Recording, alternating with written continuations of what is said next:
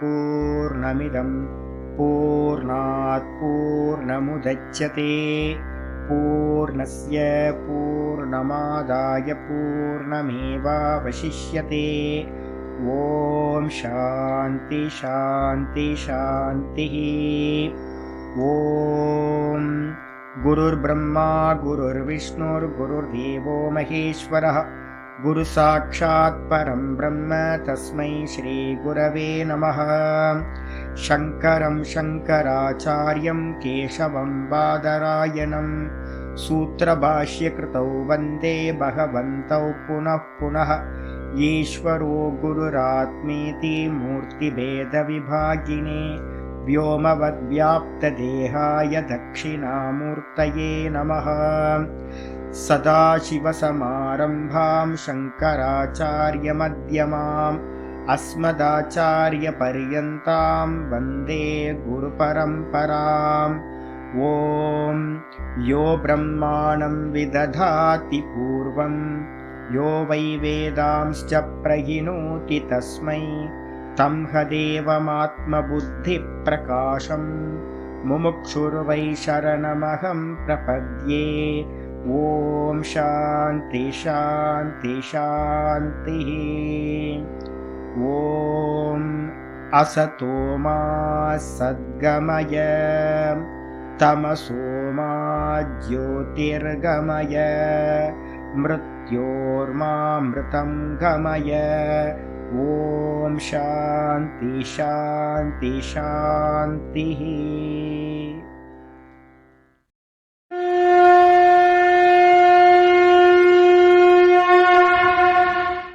ॐ पार्थाय प्रतिबोधितां भगवता नारायणेन स्वयं व्यासेन ग्रथितां पुराणमुनिना मध्ये महाभारतम् अद्वैतामृतवर्षिणीं भगवतीम् अष्टादशाध्यायिनीम् अम्ब त्वामनुसन्दधामि भगवद्गीते भवद्वेषिणीम्। नमोऽस्तु ते व्यासविशालबुद्धे पुल्लारविन्दाय तपत्रनेत्र येन त्वया भारततैलपूर्णः प्रज्वालितो ज्ञानमयप्रदीपः प्रपन्नपारिजाताय स्तोत्रवेत्रैकपाणये ज्ञानमुद्राय कृष्णाय गीतामृतदुहे नमः। सर्वोपनिषदो गावः दोग्धा गोपालनन्दनः पार्थो वत्ससुधीर्भोक्ता दुग्धं गीतामृतं महत्। वसुदेवसुतं देवं कंसचाणूरमर्दनं देवकी परमानन्दं कृष्णं वन्दे जगद्गुरुम्।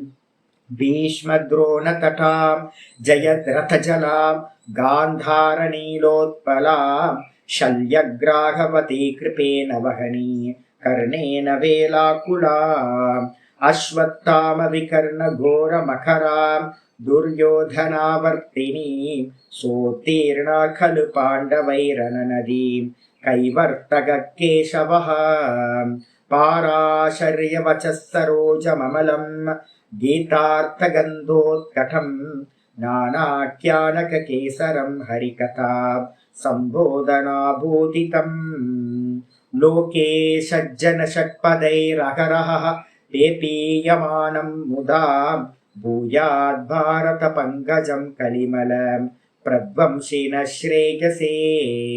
मूकं करोति वाचालं पङ्गुं लङ्घयते गिरिं यत्कृपातमहं वन्दे परमानन्दमाधवम्।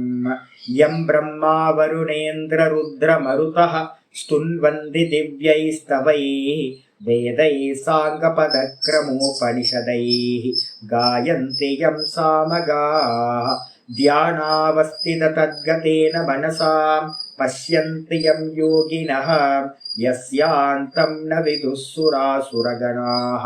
देवाय तस्मै नमः देवाय तस्मै नमः। ॐ श्रीकृष्णाय परमात्मने नमः। श्रीकृष्ण कृष्ण कृष्ण। ஓம் நாராயண பரோ வியக்தாத் அண்டமவ்யக்த சம்பவம் அண்டஸ்யாந்தஸ்தினி லோகாஹ சப்தத்வீபாச்ச மீதினி. ஓம். நமஸ்காரம். நம்ம பார்த்துக்கிட்டு இருக்கிறது 5வது சாப்டரோட சம்பந்த பாஷ்யம், அவதாரிகா பாஷ்யம் பார்த்துட்டு இருக்கோம். இந்த அவதாரிகா பாஷ்யத்துல பாத்தீங்கன்னா நம்ம லாஸ்ட் வந்தது எது அப்படின்னா, உங்களுக்கு கொடுத்துருக்கிறதுல பிடிஎஃப்ல 10வது பேஜ் கீழே வந்திருக்கு. ஆத்ம ஞானத்தை அடைந்தவனுக்கு கர்மயோகம் செய்ய முடியுமா முடியாதா? இந்த கேள்வி நல்லா புரியணும். 1வது கேள்வி 1வது ஸ்லோகம் 2வது ஸ்லோகம் 5வது அத்தியாயத்துல அர்ஜுனன் கேள்வி கேட்கிறான். கர்மயோகம் சிறந்ததா இல்லது கர்மயோகத்தை காட்டிலும் கர்ம சந்நியாசம் சிறந்ததா அப்படின்னு ஒரு கேள்வி. எப்பவுமே மெடிசின் கொடுக்கும்போது என்ன பண்ணணும்? நாடி பார்த்து யாருக்கு என்ன அப்படின்னு கொடுக்கணும். இதுலயே பாத்தீங்கன்னா கொடுத்துருப்பாங்க, எல்லா மெடிசின்லயும் கொடுத்துருக்கா. சில்ட்ரன்ஸா இருக்காங்கன்னா 5 ml எடுங்க, அடல்ட்டா இருந்தாங்க அப்படின்னா 10 ml எடுங்க அப்படின்னு ஒவ்வொன்றுத்துக்கும் அதிகாரி பேதம் பார்க்குது. யார் யாருக்கு என்னென்ன பிரிஸ்கிரைப் பண்ணுது. மொத்த சாஸ்திரமும் பாத்தீங்கன்னா அதுதான் பண்ணுது. அர்ஜுனன் பாத்தீங்கன்னா எப்படிப்பட்டவனா இருக்கான்? அக்ஞானியா இருக்கான். மோகத்துல இருக்க அக்ஞானி, ஆத்மாவை அறியாதவனா இருக்கான். அப்ப அவனுக்கு பாத்தீங்கன்னா எதை பிரிஸ்கிரைப் பண்ணணும் அப்படின்னு ஒரு கேள்வி. அவனை மாதிரி நம்ம எல்லாம் இருக்கோம். நம்ம எல்லாம் இன்னும் ஆத்மாவை அறியலை, இன்னும் அந்த கிளிம்ஸ் வரல. வந்தாதான் ஆத்ம ஞானி. சப்தார்த்தம் தெரிஞ்சவன்லாம் இல்லை. நான் விசுத்தமான சச்சிதானந்தம்னு எவனுக்கு ஒரு கிளிம்ஸாவது வந்துச்சோ அவன் ஆத்ம ஞானி. அதுக்கப்புறம் இந்த உலகம் எல்லாம் அவனுக்கு பொய்யா தெரியும். அப்படிப்பட்ட அந்த ஆத்ம ஞானிக்கு பாத்தீங்கன்னா இந்த கேள்வி கேட்கப்படுதா? கர்மயோகமா அல்லது பாத்தீங்கன்னா கர்ம சந்நியாசமா, எது பெஸ்ட்னு? அப்ப கொஸ்டின் பாத்தீங்கன்னா 2 பேரை பேஸ் பண்ணிருக்கு. ஒருத்தர் அஜ்ஞானி, இன்னொருத்தர் ஞானி. அந்த கேள்வியில ஆச்சாரியர் என்ன பண்ணியிருக்காரு? லாஸ்டா நம்ம வரும்போது ஞானியை பத்தி பேசிக்கிட்டே வரார். ஞானியை பத்தி பேசிக்கிட்டே வரும்போது பாத்தீங்கன்னா ஸ்லோகங்கள் எல்லாமே எப்படிப்பட்டதா இருக்கு?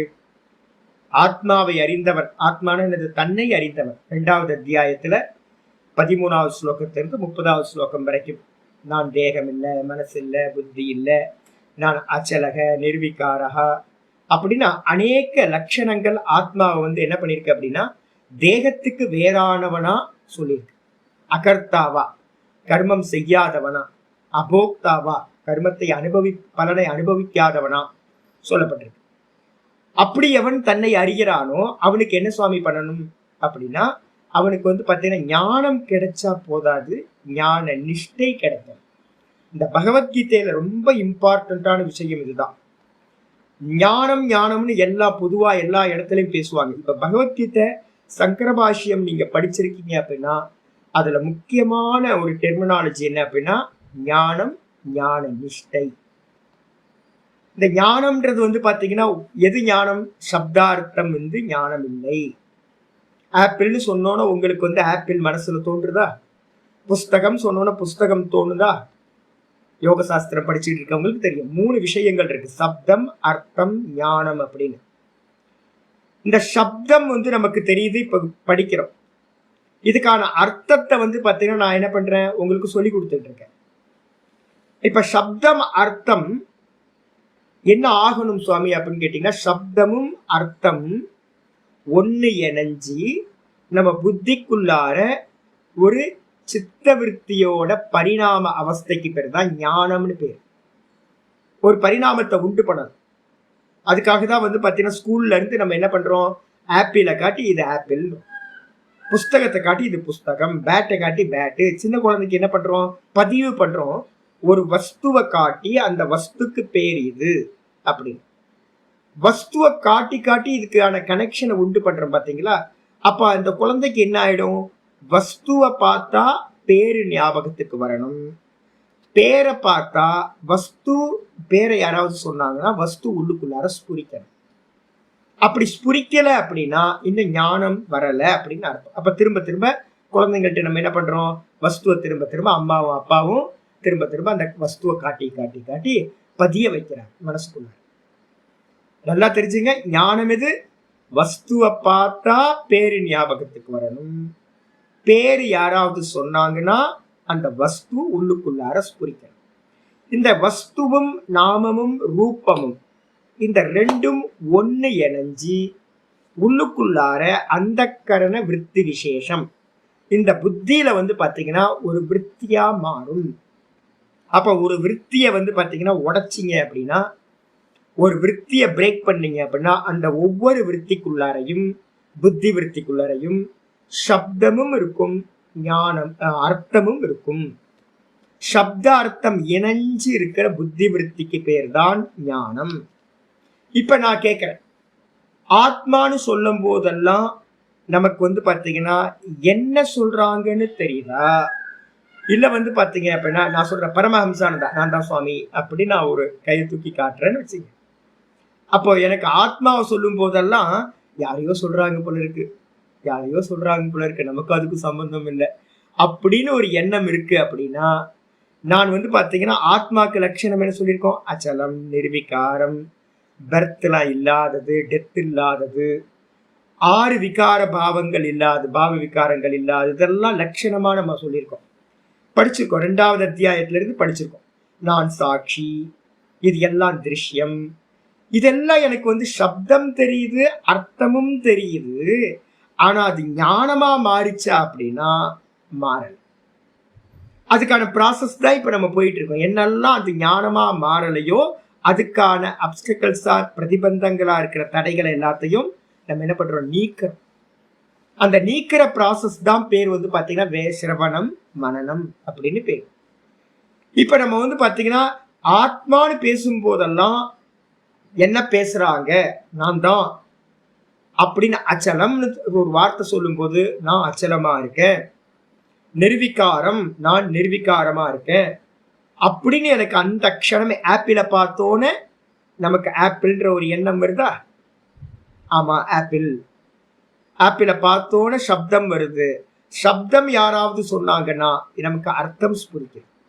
இதே மாதிரி ஆத்மாவை பத்தின சப்தங்கள் எங்கெல்லாம் வருதோ அங்கெல்லாம் நமக்கு பாத்தீங்கன்னா நான் தான் நான் தான் நான் தான் எனக்கு ஒரு தோணுதல் உண்டாச்சுன்னா என்னதான் சொல்றாங்க அப்படின்னு வெறும் தேகாதிகள் இல்லாத தன்னை ஒருத்தனுக்கு ஸ்புரிச்சுது அப்படின்னா அதான் ஞானம்.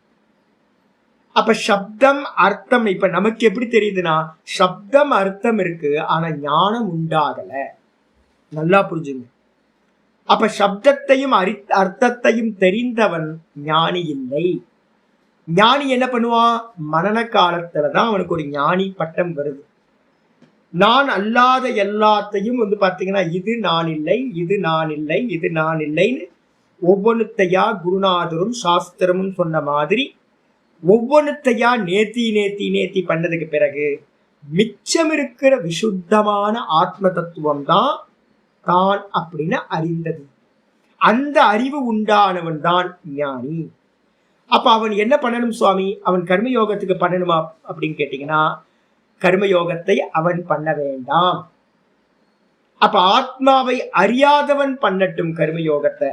ஆத்மாவை அறிந்தவன் பாத்தீங்கன்னா கர்மயோகத்தை பண்ண வேண்டாம். அப்ப அவன் என்ன பண்ணணும்? சாங்கியானாம் ஞான யோகம் 3வது அத்தியாயத்துல சொல்லியிருக்கு. 3:3 சாங்கியர்களுக்கு அப்படின்னா என்ன அர்த்தம்? ஆத்மாவை அறிந்தவர்களுக்கு என்ன பண்ணணும்? அதை நிஷ்டையா மாத்திக்கிறதுக்காக ரமண பகவான் பண்ண மாதிரி என்ன பண்ணணும்? 16 வயசுல அவருக்கு ஒரு மரண அனுபவம் மதுரையில உண்டாச்சு. கொஞ்சம் கூட யோசிக்காம நேரா முந்தின ஜென்மத்துல இப்ப நான் உங்களுக்கு சொல்லி கொடுக்குறேன் பாத்தீங்களா, இதே மாதிரி பாத்தீங்கன்னா முந்தின ஜென்மத்துல ரமண பகவானுக்கு யாரோ ஒரு குருநாதர் என்ன பண்ணிருக்கணும்? இதை பண்ணணும் இந்த ஸ்டெப்ஸை பாத்தீங்கன்னா கரெக்டா சொல்லியிருப்பாங்க. அவருக்கு எந்த ஒரு டவுட்டும் இல்லாம அவர் என்ன பண்ணார்? இங்க பாதாள லிங்கத்துல உட்கார்ந்தார். அப்போ ஞானிக்கு என்ன பண்ணணும்? ஞான நிஷ்டைய அடையணும். சிரவணம் பண்ணவன் மனனத்தை பண்ணி தன்னை அறியணும். மனனம் பண்ணவன் தானுல நிக்கிறதுக்கான முயற்சியை நிஷ்டையை பாத்தீங்கன்னா பண்ண வேண்டும். அதுக்கு அந்நியமான கருமத்துல வேற கர்மமோ கர்ம யோகமோ அவனுக்கு விதிக்கப்படவில்லை. தெளிவா தெரியணும். ஏன் சுவாமி அப்படின்னா ஆச்சாரியார் நேற்று பாடத்துல சொன்னார், என்னன்னு கேட்டீங்கன்னா தஸ்ய காரியம் ந வித்யதே இது கர்த்தவியாந்தர அபாவ வச்சனாச்சு. அதாவது இந்த சிரவணம் இப்ப உங்களுக்கு சந்தோஷம் கிடைக்குது இல்ல, அதனால தான் வந்து பாத்தீங்கன்னா ஒரு 80 பேர் டெய்லி வந்து பாடத்துல வந்து உட்காருறீங்க. நமக்கு வேதாந்த சிரவணத்துல ஒரு சுகம் கிடைக்குது. இப்ப எனக்கு வந்து பாத்தீங்கன்னா 25 வருஷமா நானும் படிச்சுக்கிட்டே இருக்கேன். இது வந்து பாத்தீங்கன்னா இந்த அல்ல வந்து பாத்தீங்கன்னா சந்தோஷம் கிடைச்சுக்கிட்டே இருக்கேன். சாஸ்திரம் இல்லாம என்னால ஒரு நாள் இருக்க முடியுமா? நான் மீனை தூக்கி தண்ணியில இருந்து வெளில போட்டீங்கன்னா எப்படி துடிச்சு போயிடுமோ அது மாதிரி நான் ஆயிடுவேன். எனக்கு வந்து பாத்தீங்கன்னா வேதாந்தம் இருந்தே ஆகணும். எனக்கு அது மூச்சு மாதிரி ஆயிப்போச்சு. ஏன்னா அதுல இருந்து சுகம் கிடைச்சுக்கிட்டு. அப்போ இந்த சப்தம் அர்த்தமே வந்து ஒருத்தருக்கு, இப்ப நான் சப்தம் சொல்றேன், அர்த்தம் சொல்றேன், அது கேட்கறதுனால உங்களுக்கு சுகம். எனக்கு இதை சொல்ல சொல்ல எனக்கு வந்து உள்ளுக்குள்ளார சுகம் உண்டாயிட்டே இருக்கு. இது அனுபூதி ஆகும் போது ஒருத்தருக்கு எப்படி இருக்கும் சாமினா 3:17 ஒரு வச்சனம் சொல்லப்பட்டிருக்கு. எஸ்து ஆத்ம ரதிரேவஸ்யா. அதான் ஆச்சாரியார் தஸ்ய காரியம் ந வித்யதேன்றது கடைசி பாதம் அந்த ஸ்லோகத்தில் 3:17. எவன் வந்து பாத்தீங்கன்னா தன்னிடத்திலேயே ரமிக்கிறானோ, தன்னிடத்திலேயே திருப்தியை அடைந்தவனோ, எஸ்து ஆத்மரதிரேவஹ ஸ்யாத் ஆத்ம திருப்தஸ்சமானவ. எந்த மனிதன் தன்னிடத்திலேயே திருப்தி அடைகிறானோ, தான் என்ன அர்த்தம்? வெறும் தான், தேகாதிகள் இல்லாத வெறும் தான், அந்த ஸ்புரணம், அந்த தான்லயே எவன் சச்சிதானந்தத்திலேயே எவன் சந்தோஷமா இருக்கானோ அவனுக்கு இந்த உலகத்துல பண்ண வேண்டியது ஒன்றுமில்லை. அப்ப அவன் என்ன பண்ணணும்? அந்த தான்லயே நிக்க வைக்கணும், தான்லயே மனச நிக்கணும். நிறைய பேருக்கு வந்து பாத்தீங்கன்னா பணம் சம்பாதிச்சுடுவாங்க. என்னோட நண்பர் 2-3 பேர் இருந்தாங்க. நல்லா வந்து பாத்தீங்கன்னா ஒரு பீரியட்ல வந்து ஒரு நல்ல ஜெயலலிதாவோட ஃபர்ஸ்ட் பீரியட்ல வந்து பாத்தீங்கன்னா நல்ல ஒரு வருமானம் கிடைச்சு, பிளாக் மணி எல்லாம் வெளியில வந்துச்சு. என் கூட இருந்த ஃப்ரெண்ட்ஸ் எல்லாம் நல்லா சம்பாதிச்சாங்க. இந்த நல்லா சம்பாதிக்கிறது என்னன்னு கேட்டீங்கன்னா அதுல ஒரு நிதானம் வராது. இந்த பரம்பரையா ஸ்டெப் பை ஸ்டெப்பா வரவங்களுக்கு ஒரு ஹோல்டு இருக்கும். திடீர்னு பணத்தை பார்த்தோன்னு இவங்க என்ன பண்ணிட்டாங்கன்னு கேட்டீங்கன்னா அவ்வளவுதான், நமக்கு எல்லாம் ஆயிடுச்சு அப்படின்னு நல்ல போகிகள் ஆயிட்டாங்க. என்ன ஆயிப்போச்சுன்னா பிசினஸ் எல்லாம் லாஸ் ஆயிடுச்சு. ஜெயலலிதா கவர்மெண்ட் முடியும் போது வந்து பாத்தீங்கன்னா 96 எப்போ அது முடியும் போது வந்து பாத்தீங்கன்னா இவங்க எல்லாம் வந்து பாத்தீங்கன்னா பெரிய கடன்ல மாட்டிக்கிட்டாங்க. என்ன காரணம் அப்படின்னா சஸ்டெயின் பண்றதுன்றது ஒரு முக்கியமான விஷயம். நல்லா தெரிஞ்சுங்க. எதை அடையிறமோ அது முக்கியம் இல்லை, அடைஞ்சதுல நிக்கிறது வந்து பாத்தீங்கன்னா பிரதானம். அப்ப வந்து பாத்தீங்க அப்படின்னா ஒரு ஞானத்தை அடைந்தவன் என்ன பண்ணணும்? உள் சுகத்தை ஒருத்தன் பார்த்துட்டான் அப்படின்னா அவன் வந்து வெளியில இருக்கிறது எல்லாத்தையும் தியாகம் பண்ணிட்டு அந்த உள்ள இருக்கிறதுலயே தான் நின்னு அபியாசம் பண்ணணும். அவனுக்கென்று பண்ண வேண்டியது தஸ்ய காரியம் ந வித்யதே இது. அவனுக்கு பண்ண வேண்டிய ஒரு காரியம் அண்ணாங்கட்டியும் இல்லை அப்படின்னு கர்த்தவியாந்தர, அவனுக்கு வேற ஒரு கர்த்தவியம் இருக்கு, அந்நிய கர்த்தவியம் இருக்குன்னு அதை என்ன பண்ணிருக்கு? நிஷேத வச்சனம் இருக்கு. அபாவ வச்சனாதிச்ச, அபாவம் சொல்லப்பட்டிருக்கு. அவனுக்கு ஒன்னும் இல்லப்பா பண்றதுக்கு அப்படின்னு சொல்லியிருக்கு. கௌப்பீனத்தை கட்டிட்டு மரத்தடியில உட்கார்ந்துருவான். தன்னோட தேகத்தையும் பொய்யா பார்ப்பான், இந்த லோகத்தையும் பொய்யா பார்ப்பான்.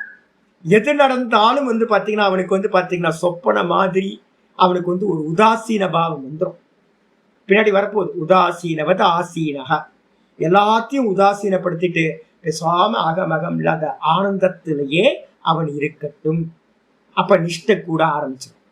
மெதுவா நிஷ்டை கூடி அந்த நிஷ்டையில அவன் எஸ்டாப்ளிஷ் ஆகும். அப்ப ஞானத்தை அடைந்தவன் ஞான நிஷ்டைக்காக காரியம் பண்ணணும், திரும்ப கருமத்துக்குள்ளார வரக்கூடாது. அது மட்டும் இல்லாம இன்னைக்கு பாடத்துல நேற்று முடிக்கும் போது என்ன சொன்னார்? ந கருமனா அனாரம்பாத். சரி, அந்த நிலைக்கு என்ன சொல்லியிருக்கோம்? ஞானியோட நிலைக்கு பேரு அப்படின்னா நைஷ்கர்மிய சித்தின்னு பேரு. கர்மம் இல்லாத நிலை, வெறும் தான்ல நிக்கிறதுக்கு பேரு கர்மமற்ற நிலை, நைஷ்கர்மிய சித்தின்னு பேரு. சரி, அந்த நைஷ்கர்மிய சித்தி எப்படி சுவாமி அடைய முடியும் அப்படின்னு கேட்டீங்கன்னா 3:4 வந்து பாத்தீங்கன்னா ஆச்சாரியா சொன்னார், ந கர்மனாம் அனாரம்பா நைஷ்கர்மியம் புருஷோஷ்ணுதே. 4வது ஸ்லோகத்தை சொல்லியிருக்கார். ஒருத்தன் கர்மத்தை ஆரம்பிக்காமல், நான் சொல்லியிருக்க ஸ்டெப்ஸ் என்னது? கர்மம், கர்மயோகம், அதுக்கப்புறம் ஞானம், ஞான நிஷ்டா, இதுதான் ஸ்டெப். இந்த 4 வந்து எப்பவுமே மனசுல வச்சுக்கணும் ஷார்ட்டா. அப்ப ஒருத்தன் கர்மத்தை ஆரம்பிக்காமல் என்ன பண்ண முடியாது அப்படின்னு கேட்டீங்கன்னா, சொதர்மத்தை முதல்ல பண்ணணும்.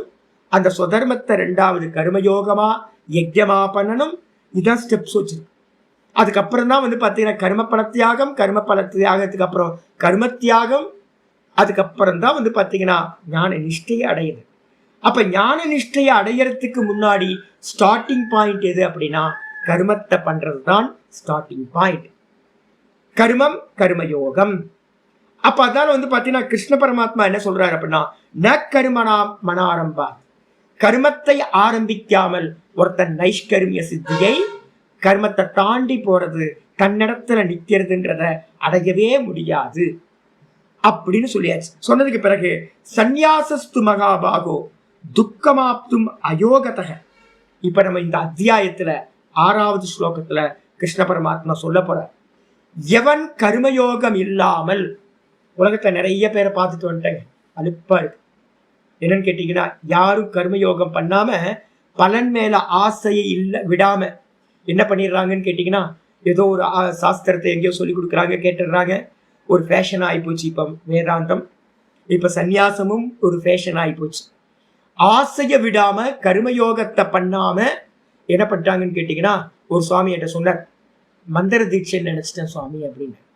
சந்நியாசம் வந்து மந்திர தீட்சைன்னு நினைச்சிட்டேன் அப்படின்ட்டு. அப்புறம் அவருக்கு தெரியவே இல்லை சந்நியாசம் என்றால் அர்த்தம் முதல்ல கர்ம பல தியாகம், 2வது கர்த்திருவத்தையே பகவான் இடத்துல தியாகம் பண்ணிட்டு என்ன பண்ணணும், சிரவண மனனத்துல இருக்கிறது. எனக்குன்னு வந்து பாத்தீங்கன்னா ஆசை அல்பத்தனங்கள் இருக்கவே இருக்காது. சன்னியாசின்றவனுக்கு அர்த்தமே தியாக புத்தி இருக்கணும். யார் எது கேட்டாலும் எடுத்து கொடுத்துற மனப்பான்மை இருக்கிறவனுக்கு, உதார புத்தி இருந்தாதான் அவன் சன்னியாசியா இருக்க முடியும். மற்றவங்களையும் பிடிச்சி இழுத்து வச்சு பாதுகாக்கிற புத்தி இருந்தா அவன் கிரகஸ்தன் தான். அவன் குடும்பத்துக்காக அவன் சேகரிக்கிறான். சரி, சன்னியாசி ஆயிட்டு அதை பண்ணலாமா? பண்ணக்கூடாது. அப்ப நிறைய சன்னியாசிகள் என்ன பண்றாங்க அப்படின்னா கர்மயோகத்தை அனுஷ்டானம் பண்ணாமலேயே, ராமகிருஷ்ண மடத்துல வந்து பாத்தீங்கன்னா ரொம்ப அற்புதமா பண்ணி வச்சிருக்காரு விவேகானந்தர். முதல் வந்து பாத்தீங்கன்னா 10 வருஷமோ 12 வருஷமோ அது வரைக்கும் பிரம்மச்சாரியா தான் இருக்கணும், கர்மயோகம் பண்ணணும். எல்லா இடத்துலயும் என்ன பண்ணிருக்காங்கன்னா சந்நியாசத்துக்கு முன்னாடி ஒரு 10-12 வருஷம் என்ன பண்றது, கர்மயோகத்தை அனுஷ்டானம் பண்றதுன்னு வச்சிருக்காங்க. பலனை பூரணமா தியாகம் பண்ணதுக்கு பிறகுதான் எனக்கு இந்த உலகத்துல ஒண்ணும் வேணாம் அப்படின்னு ஒரு எண்ணம் இருந்தாதான் அவன் வந்து பாத்தீங்கன்னா சந்நியாசம் எடுத்துக்கிட்டான் அப்படின்னா அவன் சுகமா இந்த யாத்திரையில மோட்ச மார்க்கத்துல டிராவல் பண்ண முடியும். ஆச்சாரியர் அதனால கிளியரா சொல்றார், சந்நியாசஸ்து மகாபாகோ துக்கமாப்தும் அயோகதக. 5:6 சொல்ல போறார். இன்னும் நம்ம படிக்கல, இனிமேதான் படிக்க போறோம். என்ன சொல்றன்னா அயோகதக அப்படின்னா யோகம் இல்லாதவனுக்கு. யோகம்னா என்ன அர்த்தம்? கர்மபல தியாகத்தையோ, ஈஸ்வரன் தான் எல்லாத்தையும் பண்றார், நான் நிமித்தமா இருக்கேன் அப்படின்னு கர்மத்தையோ தியாகம் பண்ணாதவனுக்கு ஒருத்தன் சந்நியாச ஆசிரமத்துக்கு வந்தான் அப்படின்னா அது அவனுக்கு துக்கத்தை கொடுக்கும். என்னோட சுவாமி ஒருத்தர் இருந்தார். நான் வந்து பாத்தீங்க அப்படின்னா சன்னியாசம் வந்து பாத்தீங்கன்னா வேற ஒரு இடத்துல சன்னியாசம் எடுத்தாரு, என்கிட்ட பாடம் படிச்சார். நான் அவர்கிட்ட சொன்னேன், சில ரூல்ஸ் சொன்னேன்.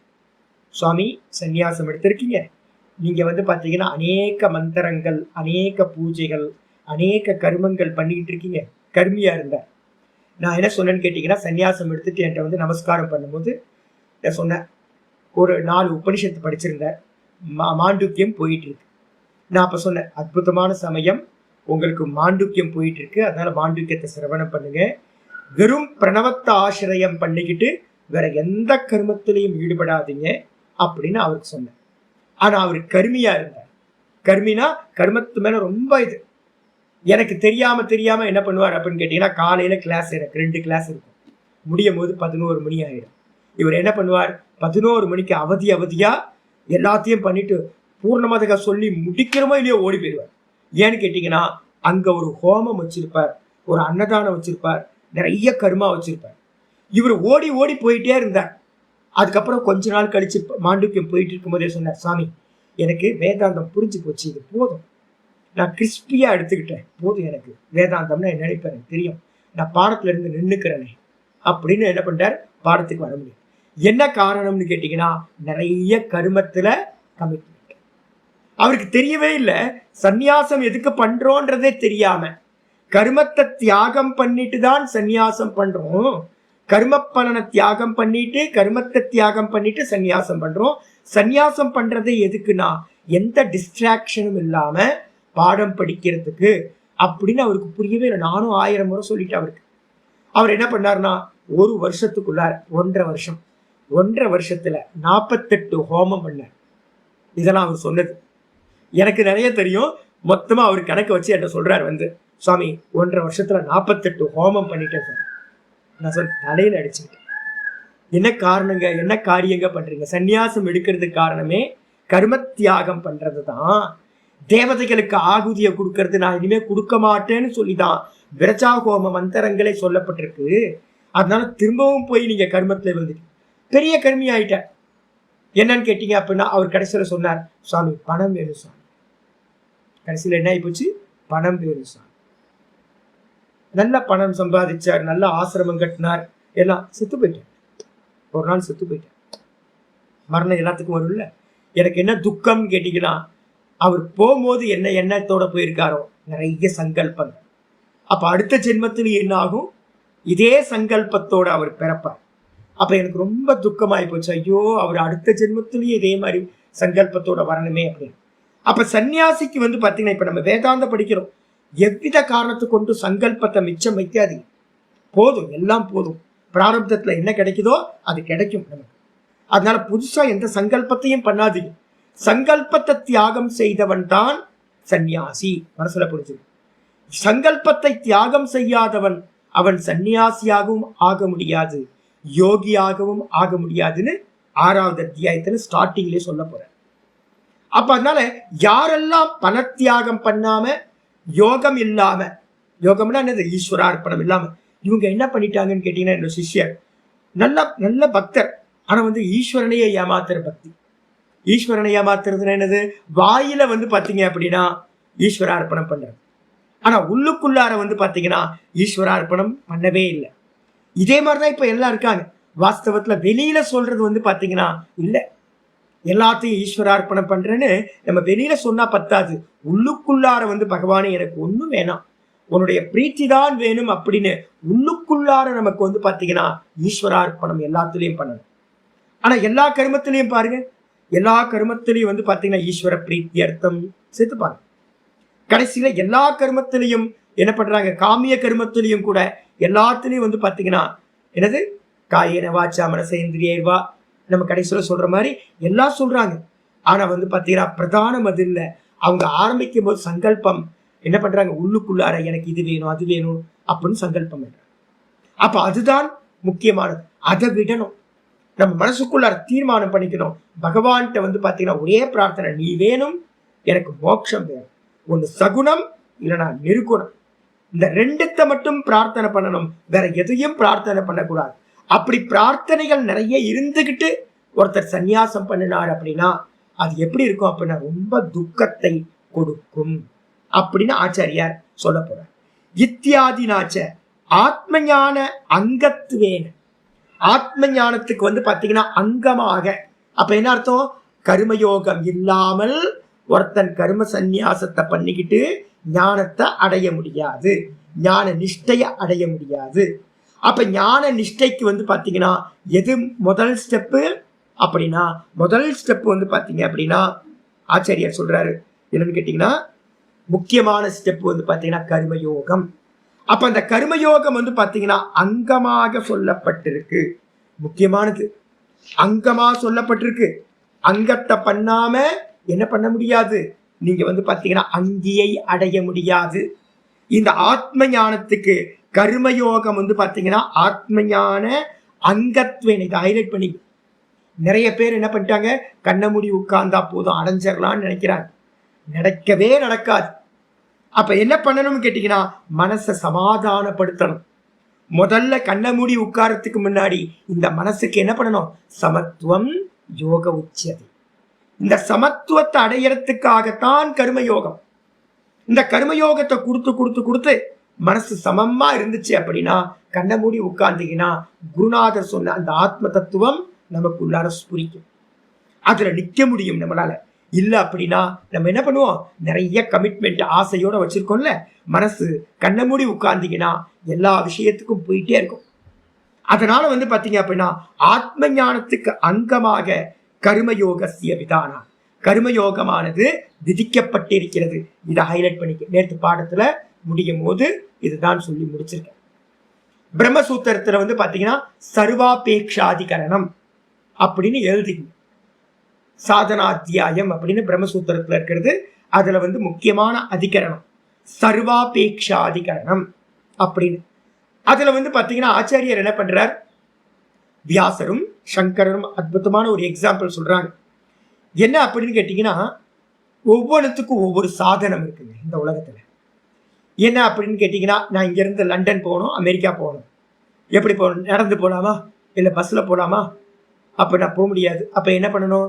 ஒன்று ஃப்ளைட்ல போறது தான் ரொம்ப ஈஸி. அப்ப ஃப்ளைட்டு தான் சாதனம் அமெரிக்கா போறதுக்கு. அப்போ இங்க இருந்து ஸ்ரீலங்கா போகணும், பக்கத்துல தான் இருக்கு. அப்ப என்ன பண்ணலாம்? ஒரு போட் இருக்கு, டெய்லி போட்ல போய்க்கலாம். ஒரு சின்ன க்ரூசர் இருக்கு, அதுல வந்து பார்த்தீங்கன்னா சின்ன கப்பல்ல போயிடலாம். இது மாதிரி ஒவ்வொன்றுத்துக்கும் ஒரு சாதனம் இருக்கு. இங்க இருந்து சென்னைக்கு போகணும், கப்பலா வேணும், எனக்கு போட்டு வேணும். திருவண்ணாமலையிலேருந்து சென்னைக்கு போறதுக்கு ஒரு போட்டு வேணும் அப்படின்னா என்ன முட்டாள்தனமா இருக்கு? சென்னைக்கு போறதுக்கு ஒரு கார் இருந்தா போதும், இல்ல ஒரு பஸ் இருந்தா போதும், இல்ல ஒரு 2 வீலர் இருந்தா போதும். அப்ப சாதனம் வந்து பாத்தீங்கன்னா ரொம்ப இம்பார்ட்டன்ட்.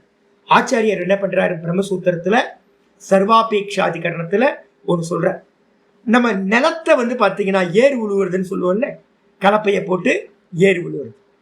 அந்த ஏறு உழுவுறதுக்கு வந்து பாத்தீங்கன்னா குதிரை வேணுமா, இல்ல வந்து பாத்தீங்கன்னா எது வேணும், எருது வேணுமா? அப்படின்னா காளமாடு தான் வேணும்.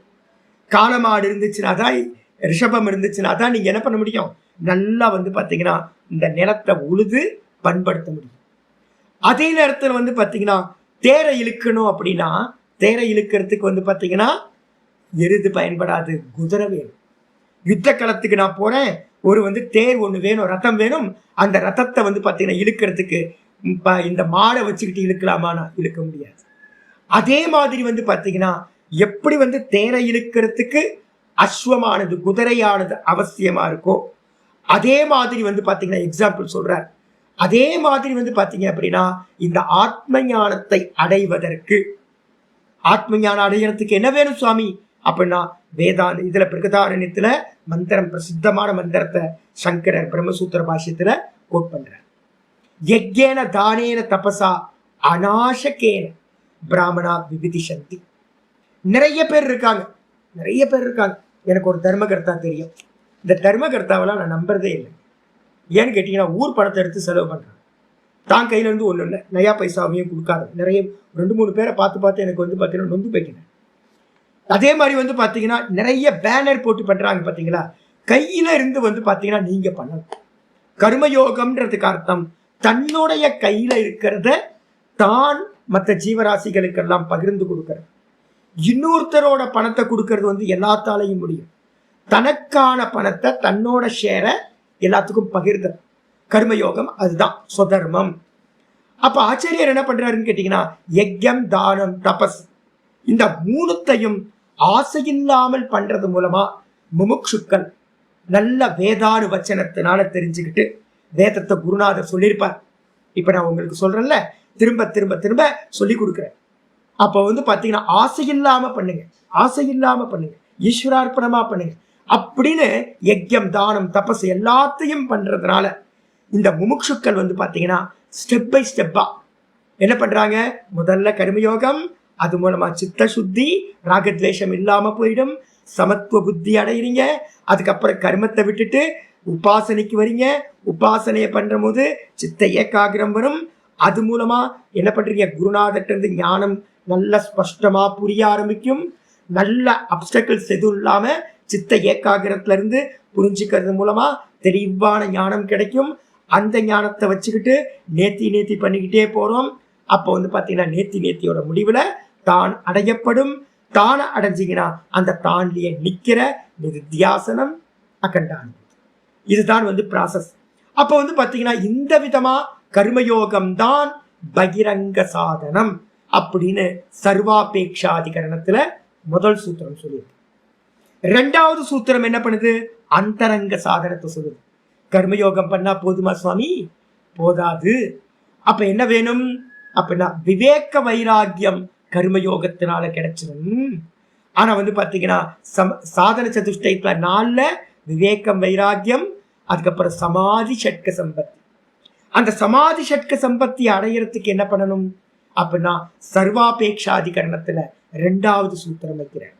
என்ன பண்றாரு அப்படின்னா உபாசனை தான் வந்து பாத்தீங்கன்னா அந்தரங்க சாதனம். நம்ம 7வது சாப்டர்ல இருந்து 12வது சாப்டர் வரைக்கும் அதை தான் பார்க்க போறோம். அப்ப அந்த உபாசனையையும் கூட என்ன பண்ண போறோம், மானசம் கர்ம. வெளியில பண்ற பூஜைகள்லாம் உபாசனம் இல்லை. நிறைய பேர் சொல்லிக்கிறாங்க பூஜை பண்ணிட்டு நான் சிவ உபாசகன் சக்தி உபாசகன், அதெல்லாம் மண்ணாங்கட்டி, அதெல்லாம் இல்லை. நீங்க வெளியில பண்ற காரியங்கள் எல்லாமே கர்மானு பேர். அதுக்கப்புறம் எது வந்து பார்த்தீங்கன்னா கண்ண மூடி உட்கார்ந்து ஈஸ்வர தியானம் முதலியவை பண்றோமோ அதுதான் என்னது உபாசனம்னு பேர், தியானம். அந்த தியானத்தை பண்றது மூலமா சகுண தியானம் ஈஸ்வரனை தியானம் பண்றது தான் முக்கியமா. இப்ப நான் ஓங்காரம்லாம் கொடுத்துருக்கேன் உங்களுக்கு. இந்த ஓங்கார உபாசனைலாம் என்னது மனசுனால பண்ணக்கூடியது. அந்த உபாசனைய பண்றது மூலமா சமம் தமம் உபரதி திதிக்ஷா ஸ்ரத்தா சமாதானம்னு 6 குவாலிட்டிஸ் வந்து பாத்தீங்கன்னா நமக்கு அடையப்படும். அப்ப அந்த 6 குவாலிட்டியை நமக்கு தரக்கூடியது உபாசனம். அந்த உபாசனத்துக்கு என்ன பேர் சுவாமி அப்படின்னா பகிரங்க சாதனம் கர்மயோகம். அதுக்கப்புறம் உபாசனம் வந்து பாத்தீங்கன்னா அந்தரங்க சாதனம். இந்த 2த்தையும் முடிச்சவனுக்கு வந்து பாத்தீங்கன்னா ஸ்ரவண மனன நிதித்தியாசனம். அதுக்கு என்ன பேரு சாட்சாத் சாதனம். அது வந்து ரொம்ப ஈஸியா இவனுக்கு உண்டாகும், ஆத்மானுபூதியை அடைய முடியும் அப்படின்னு புரிஞ்சுக்கணும். ஆச்சாரியர் இங்க சொல்லிட்டார் ஆத்ம ஞான அங்கத்வேன, ஆத்ம ஞானத்துக்கு அங்கமாக கர்மயோகம் வந்து பாத்தீங்கன்னா விதிக்கப்பட்டிருக்கு. அப்ப யாராவது நான் வெறும் கர்மயோகம்லாம் எனக்கு கீழானது அப்படின்னு சொல்லிட்டு நான் ஆத்மாவை அடைய போறேன்னு புத்திசாலித்தனமா வெறும் இன்டலெக்சுவல் ஞானமா எதையாவது எடுக்கிறாங்க அப்படின்னா அவங்களால ஜெயிக்கவே முடியாது. அதை ரொம்ப தெளிவா தெரிஞ்சுக்கணும். இன்னைக்கு பாட்டம் ஆரம்பிக்குது. அடுத்து ஒன்று சொல்றார் ஆச்சாரியார், யோகா ரூடஸ்ய தஸ்யைவ சமக்காரண முச்சியதே. ரொம்ப அற்புதம். நான் அடிக்கடி கோட் பண்ணிக்கிட்டே இருக்கிறது. 6ல் 3வது ஸ்லோகம். 6:3 வந்து பாத்தீங்கன்னா ஆச்சாரியர் என்ன பண்றார், ரொம்ப அற்புதமான சொல்றார். ஆத்ம தியானம் பண்றதுக்கான அத்தியாயம். அதுல சொல்றார் ஆருருக்ஷேர் முனேர் யோகம் கர்ம காரணம் உச்சியதே யோகாரூடஸ்ய தஸ்யைவ சமக்காரணம் உச்சியதே. யாராவது மனனம் பண்றவங்க எல்லாம் இந்த கொட்டேஷன் கொடுக்கறதெல்லாம் ஏன் கொடுக்குறோம் எதுக்கு கொடுக்குறோம்லாம் நல்லா புரிஞ்சுக்கணும். இல்லைன்னா சித்தாந்தம் வந்து பாத்தீங்கன்னா தெளிவில்லாம போயிடும். ஆச்சாரியர் 6:3 சொல்றாரு, எவன் யோகத்தில் ஏறணும்னு நினைக்கிறானோ, யோகம் இஸ் ஈக்குவல் டு சமத்துவம் யோக உச்சி. நான் சமத்துவத்தை அடையணும் சுவாமி, எனக்கு முதல் ஸ்டெப் வந்து பாத்தீங்கன்னா நீங்க தான் சொல்லியிருக்கீங்க மனசு சமநிலையை அடையணும் சாந்தியை அடையணும் அப்படின்னு சொல்லியிருக்கீங்க சுவாமி, நான் என்ன பண்ணணும் அப்படின்னு யாராவது கேள்வி கேட்டா கிருஷ்ண பரமாத்மா சொல்றார், சமத்துவத்தை அடைகிறதுக்கு கர்மம் தான் சாதனம். ஆருருக்ஷேர் முனேர் யோகம், கர்மயோகத்தில் ஏறி சமாதியை அடையணும் அப்படின்னு நினைக்கிறவனுக்கு, சமத்துவத்தை அடையணும் சித்தத்தோட சமநிலையை அடையணும் அப்படின்னு நினைக்கிறவங்களுக்கு எது சாதனம், கர்மம் தான் சாதனம். சரி, கர்மத்தை கர்மயோகமா எவ்வளவு நாள் பண்றது கேள்வி வரும். மெதுவா மெதுவா மெதுவா நீங்க வந்து பாத்தீங்கன்னா நல்ல முறையில 24 மணி நேரமும் உங்களுக்கு ஒரு அபியாசம் வர ஆரம்பிச்சிருச்சுன்னா எல்லா கர்மத்தையும் பகவான் பண்றார், நான் சிலைவா இருக்கேன், எனக்கு எந்த பலனும் வேணாம், ஈஸ்வரன் தான் வேணும், ஈஸ்வரன் தான் வேணும் அப்படின்னு வந்து பாத்தீங்கன்னா எந்த பலன் கொடுத்தாலும் அது பகவான்கிட்ட இருந்து வர பிரசாதம் அப்படின்னு மறுமறி இல்லாம, எந்த ஒரு என்னது வெறுப்புணர்ச்சியும் இல்லாம அக்செப்டன்ஸ் வர ஆரம்பிச்சிருச்சோ பிரசாத புத்தியா, அப்ப மனசு என்ன ஆகும், மெதுவா செட்டில் ஆக ஆரம்பிச்சோம், சமநிலையை அடைய ஆரம்பிச்சோம். அப்படி நல்லா சமநிலையை அடைஞ்சவனுக்கு சாஸ்திரம் சொல்லுது அவன் யோகத்துல ஏறிட்டான்பா. யோகம் இது சமத்துவம், சமத்துவன்றதுல ஏறிட்டான். அப்படி ஏறி உட்கார்ந்துட்டான் அப்படின்னா தஸ்யைவ யோகாரூடஸ்ய, அவனுக்கு பேரு யோகாரூடன் அப்படின்னு பேரு. அந்த யோகாரூடனுக்கு வந்து பாத்தீங்கன்னா என்ன பண்ண சொல்லியிருக்கு அப்படின்னா, இது வரைக்கும் நீ கர்மத்தை பண்ணிதான் என்ன பண்ண சமத்துவத்தை அடைஞ்சிருக்க. இப்ப நான் வந்து பாத்தீங்கன்னா பாடம் போன செட்டு நல்ல சாதுக்களை வச்சு பாடம் எடுத்தேன். யாரு வந்தாலும் எல்லா கர்மத்தையும் பண்ண. எனக்கு சின்ன வயசுல இருந்து ஏதோ தப்பான ஒரு பை ப்ராடக்ட் தப்பா வந்து பாத்தீங்கன்னா ஆயிருக்கு, மேனுஃபேக்சரிங் டிஃபெக்ட். எதையும் வந்து பார்த்தீங்கன்னா தெரியாதுன்னு சொல்ல மாட்டேன். சின்ன வயசுல இருந்து எதுக்கும் வந்து பார்த்தீங்கன்னா நோ சொல்லியே எனக்கு வந்து ஹேபிட்டே இல்லை. இந்த நோ சொல்லாததுனால என்ன பண்ணுவேன், யார் எந்த ஹெல்ப்புக்கு வந்தாலும் பாடம் நடந்துகிட்டே இருக்கும். ஒரு நாளைக்கு 5 கிளாஸ் நடந்துட்டு இருந்துச்சு. இதுவே பெரிய விஷயம். யோசிச்சு பாருங்க, 5 கிளாஸ் பண்ணணும்னா எவ்வளோ பிஸியாக இருக்கணும். அந்த சமயத்தில் சுவாமி எனக்கு ஒரு வீடு வாடகைக்கு வேணுமே சாமி. ஜி வாடகை தானே பார்த்துடலாம் ஜி, ஒரு வாரம் இருங்க அப்படின்ட்டு வந்து பார்த்தீங்கன்னா ரோட்டில் இறங்கி வீடு பார்த்துட்டு இருப்பேன். சாமி ஒரு லேண்டு இருந்தால் நல்லா இருக்குமே எனக்கு, அதனால் எனக்கு தெரிஞ்ச ஒரு புரோக்கர் 2 பேர் இருக்காங்க, அவங்கள்ட்ட சொல்லி பார்த்துடலாம் அப்படின்ட்டு புரோக்கர்கிட்ட சொல்லிட்டு யாராவது அவங்க வந்தாங்கன்னா அவங்க கூட சேர்ந்து கிளாஸ்க்கு நடுவில் வந்து பார்த்தீங்கன்னா போய் அவங்களுக்கு ஏதாவது பண்ணி கொடுப்பேன். இது மாதிரி யாராவது சாப்பிட்றதுக்கு வந்தாங்க அப்படின்னா விதவிதமாக சமைச்சு கொடுப்பேன். கிளாஸ் எல்லாம் முடிச்சு என்ன பண்ணுவேன் அப்படின்னு கேட்டிங்கன்னா தேவையில்லாத நான்சென்ஸ் நிறைய. எனக்கு அப்போ தெரியவே தெரியாது, ஏன்னா அது சின்ன வயசுலேருந்து வந்த கோளாறு ப்ராப்ளம் அது. அப்போ வந்து பார்த்தீங்கன்னா யார் எதுக்கு வந்தாலும் பாடம் நடத்திக்கிட்டு இதெல்லாம் பண்ணிகிட்டு இருப்பேன். அதுக்கப்புறம் தான் தெரிஞ்சது நான் பண்ணதெல்லாம் நான்சென்ஸ் அப்படின்னு. அப்போ வந்து பார்த்தீங்க அப்படின்னா எல்லாத்துக்கும் எல்லா உதவியும் பண்ணணும்னு அவசியம் இல்லை அப்படின்ட்டு இப்போ லாஸ்ட் ஒரு 5 வருஷமா நான் என்ன பண்ணிட்டேன் அப்படின்னா, என்கிட்ட வேதாந்தம் இருக்குது, யாராவது வேதாந்தமாக எனக்கு வந்து ஹெல்ப் கேட்டிங்கன்னா பண்ணுறேன் அப்படின்னு நான் பண்ணிக்கிட்டு இருந்த எல்லா கருமத்துல இருந்தும் நான் என்ன பண்ணேன், வித்ரா பண்ணிக்கிட்டேன். எந்த அளவுக்கு நான் வித்ரா பண்ணணும் அந்த அளவுக்கு வந்து பார்த்தீங்கன்னா எனக்கு மனசாந்தி ஏற்கனவே இருக்கிறது. அந்த மனசாந்தி அப்படியே இருக்கு. அப்போ முன்னாடியும் மனசாந்தியாக தான் இருந்தேன், இப்போவும் மனசாந்தியாக தான் இருக்கேன். நடுவில் என்ன பண்ணிட்டேன் அப்படின்னா, இந்த குரங்கு வந்து பார்த்தீங்கன்னா மரத்து கிளையில உட்காந்துக்கிட்டு நுனி கிளைய உட்காந்துக்கிட்டு என்ன பண்ண உலுக்கி நல்லா ஆட்டும் பிடிச்சி குரங்கு பார்த்தீங்கன்னா தெரியும் எங்கேயாவது. அதே மாதிரி நான் என்ன பண்ணியிருக்கேன் அப்படின்னா, நல்லா சிரவணம் பண்ணதுக்கு பிறகு, நல்லா தபஸ் பண்ணதுக்கு பிறகு மனசு நல்லா செட்டில் ஆயிருந்துச்சு, பாடமும் எடுத்துக்கிட்டு இருந்தேன். அப்போ நான் என்ன பண்ணிட்டேன், தப்பா இந்த ஸ்லோகம் எனக்கு தெரியாததுனால, இது தெரியும் இருந்தாலும் இம்ப்ளிமெண்ட் பண்ணாமல் நான் என்ன சிலதெல்லாம் அனுபவப்பட்டாதான் தெரியும். நல்ல கஷ்டமான அனுபவங்கள் வந்தாதான் புரியும், இல்லைனா சப்தம் உள்ள புரியாமல் போயிடும். அப்போ எனக்கு வந்து பார்த்தீங்கன்னா புரியறதுக்கு சமயம் எடுத்துச்சு. ஆச்சாரியார் சொல்றார், எவனுக்கு வந்து பார்த்தீங்கன்னா மனசு சமநிலையில் இருக்கும் அவனுக்கு பேர் யோகாரூடன்னு பேர். அவன் என்ன பண்ணணும் அப்படின்னா, மனசை பிடிச்சி திரும்ப கருமத்தினால உழுக்கக்கூடாது. அன்னதானம் அது இது கண்ட கருமத்தை பண்ணக்கூடாது. நல்லதுதான், எல்லாத்துக்கும் வந்து பார்த்தீங்கன்னா நல்லது பண்ணுறது தான் நல்லது. ஆனால் வந்து பார்த்தீங்க அப்படின்னா உங்கள் மனசு என்ன ஆகாது, திரும்ப திரும்ப உலுக்கிக்கிட்டே இருக்கிற மாதிரி ஆயிடும். அப்போ நிதித்தியாசனத்துக்கு போக முடியாது. அப்போ ஆச்சாரியார் சொல்றாரு, யோகாரூடஸ்ய தஸ்யைவ, எவன் கருமத்தை பண்ணி சமநிலைய அடைஞ்சானோ அவனுக்கே என்ன பண்ணணும், கருமத்தை தியாகம் பண்ணிட்டு என்ன பண்ணணும், வெறும் சமத்திலேயே இருக்கணும். மனசை வந்து பார்த்தீங்கன்னா அந்த சமத்திலேயே வச்சுக்கிட்டு இருக்கணும். அதுதான் அவனுக்கு ஆத்ம தியானத்துக்கு போறதுக்கு சாதனம் அப்படின்னு என்ன பண்றார் 6:3 நம்ம பார்க்க போறோம். இப்ப இதெல்லாம் டெவலப் பண்றது 6வது அத்தியாயத்துக்காக தான் டெவலப் பண்ணி கொண்டு போயிட்டு இருக்கோம். புரிஞ்சுக்கணும். அப்ப என்ன அர்த்தம், முதல் சாதனம் சமத்துவத்தை அடையறதுக்கு கர்மயோகம். அதுக்கப்புறம் சமத்துவத்தை அடைஞ்சா சித்த ஏகாகிரத்துக்காக உபாசனையில போலாம் ஒழிய மானச கர்மம். வெளியில திரும்ப கர்மா பண்ணக்கூடாது. வெளியில போனீங்க அப்படின்னா திரும்ப திரும்ப என்ன பண்ணும், மனசை வந்து சஞ்சலப்படுத்திக்கிட்டே இருக்கும் அப்படின்னு புரிஞ்சுக்கணும். 10 பேர் ஒரு காரியத்துக்கு வராங்க, அப்ப நம்ம காரியம் பண்ணும்போது வெளியில கான்டாக்ட் வருது இல்லை, அப்ப அதுல 10 பேர் இருக்காங்கன்னா 8 பேர் வந்து கெட்டவனா இருப்பான். உங்க சித்தத்தை வந்து பார்த்தீங்கன்னா விக்ஷேபப்படுத்துறவங்களா இருப்பாங்க, நல்ல வேஷம் போட்டிருப்பாங்க. ஆனா 2 பேர் தான் உங்க சித்தத்துக்கு வந்து பார்த்தீங்கன்னா விக்ஷேபப்படுத்தாம இருப்பாங்க. அதனால வந்து பார்த்தீங்கன்னா எந்த அளவு கருமத்தில இருந்து ஒருத்தன் கர்மயோகத்தை பண்ணிட்டு விலகிக்கிறானோ அவனுக்கு வந்து பார்த்தீங்கன்னா சாந்தி உண்டாகும் அப்படின்னு தெரிஞ்சுக்கணும்.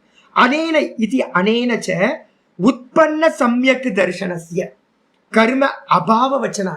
எவனுக்கு வந்து பார்த்தீங்கன்னா சிரவணம் பண்ணிட்டோமோ, சிரவணம் பண்ணதுக்கு பிறகு மெதுவா என்ன பண்ணோம், ஈஸ்வர அர்ப்பணம் பண்ணிக்கிட்டே இருக்கீங்க, மெதுவா வித்ரா பண்ணிக்கிட்டே வாங்க, எல்லா கர்மங்களையும் ஈஸ்வரார்ப்பணம் பண்ணிக்கிட்டே வாங்க, மனநத்தை அதிகப்படுத்திக்கிட்டே போங்க. மனநத்தோட எண்டில் தான் செட்டில் ஆக ஆரம்பிச்சிருச்சு அப்படின்னா கர்மயோகத்தையும் தூக்கி போட்டு, கர்மயோகத்தை தூக்கி போட்டு என்ன பண்ணுங்க, வெறுமனே தாண்ட நிலை அப்படின்னு சம்யக் தரிசனத்தை அடைந்தவனுக்கு, தானை அடைந்தவனுக்கு கர்மயோகம் இல்லை அப்படின்னு அவனுக்கு அபாவ வச்சனம்னா கர்மயோகம் இல்லை என்ற வச்சனம் 6:3 சொல்லப்பட்டிருக்கு அப்படின்னு ஆச்சாரி தெளிவா எழுதுறார். அதுக்கப்புறம் அப்ப அவன் என்ன பண்ணணும் சுவாமி அப்படின்னா ஏற்கனவே சொல்லியாச்சு 4:21 ஷாரீரம் கேவலம் கர்ம குர்வன் ஆப்னோதி கில்பிஷம். இப்ப பாத்தீங்கன்னா நான் பண்ணிட்டு இருக்கேன். இப்ப பாத்தீங்கன்னா சுவாத்தியாயம் பண்றேன். சுவாத்தியாயத்தை மட்டும் நான் பண்ணிட்டு இருக்கேன். என்னோட ஜீவனத்துக்கு என்ன வேணுமோ இதை மட்டும் பண்ணிட்டு இருக்கேன். எஸ்டாப்ளிஷ்மெண்ட் இல்லை, பிஸ்னஸ் இல்லை, அக்கௌண்ட்டை மெயின்டைன் பண்ண வேணாம், ட்ரஸ்ட்டை மெயின்டைன் பண்ண வேணாம். ஒருத்தர் என்கிட்ட கேட்டார், சுவாமி ட்ரஸ்ட்லாம் இது வச்சிருந்தா நான் பார்த்தீங்கன்னா பணம் கொடுப்பேனே சுவாமி, 80G இருக்கா சுவாமி? என்ற எந்த ஜியும் இல்லைங்க. எனக்கு பகவான் மட்டும்தான் ஜியா இருக்கார். வேற எந்த ஹரிஓம் ஜி தான் இருக்கார் ஒழிய வேற யாரும் இல்லை. நீங்க பார்த்தீங்கன்னா ஒரு 2000-3000 கொடுப்பீங்க. இதுக்காக நான் 80Gயை வாங்கணும். அதுக்கப்புறம் 11A 12A 12B 12A 12B பஸ்ஸோட நம்பர்லாம் வாங்கணும். வாங்கி வச்சுக்கிட்டு ஃபாரின் ஃபண்டு வருதா, இந்தியன் ஃபண்டு வருதா, இதை மெயின்டைன் பண்ணணும். 6 மாதத்துக்கு ஒரு வாட்டி ஃபைலோ இல்லை 1 வருஷத்துக்கு ஒரு வாட்டியோ இன்கம் டேக்ஸ் ஃபைலை பார்த்தீங்கன்னா சப்மிட் பண்ணணும். இது பின்னாடி ஆடிட்டர் பின்னாடி அலையணும். அக்கௌண்ட்டை மெயின்டைன் பண்ணணும். ஒரு மண்ணாங்கட்டியும் இல்லை. 10 ரூபா வந்துச்சுன்னா 10 ரூபாய் எல்லாத்தையும் எடுத்து தூக்கி போட்டு ஆனந்தமாக நிம்மதியாக இருந்துட்டு இருக்கோம். அப்போ என்ன அர்த்தம் கேட்டிங்கன்னா, சரீரத்துக்கு என்ன உண்டோ அந்த ஒரு வேளை சமையல் சாப்பிட்டு நல்லா ஆனந்தமாக தூங்கி எந்திரிச்சு சாப்பிட்டு வேதாந்தத்தை திரும்ப திரும்ப வேதாந்தத்தையே சிந்தனை பண்ணிக்கிட்டு அப்போ என்ன பண்ணுறோம்? சின்ன சின்ன புண்ணியமும் நடக்கும், பாப்பமும் நடக்குமா? ஆமாம், நடக்குது.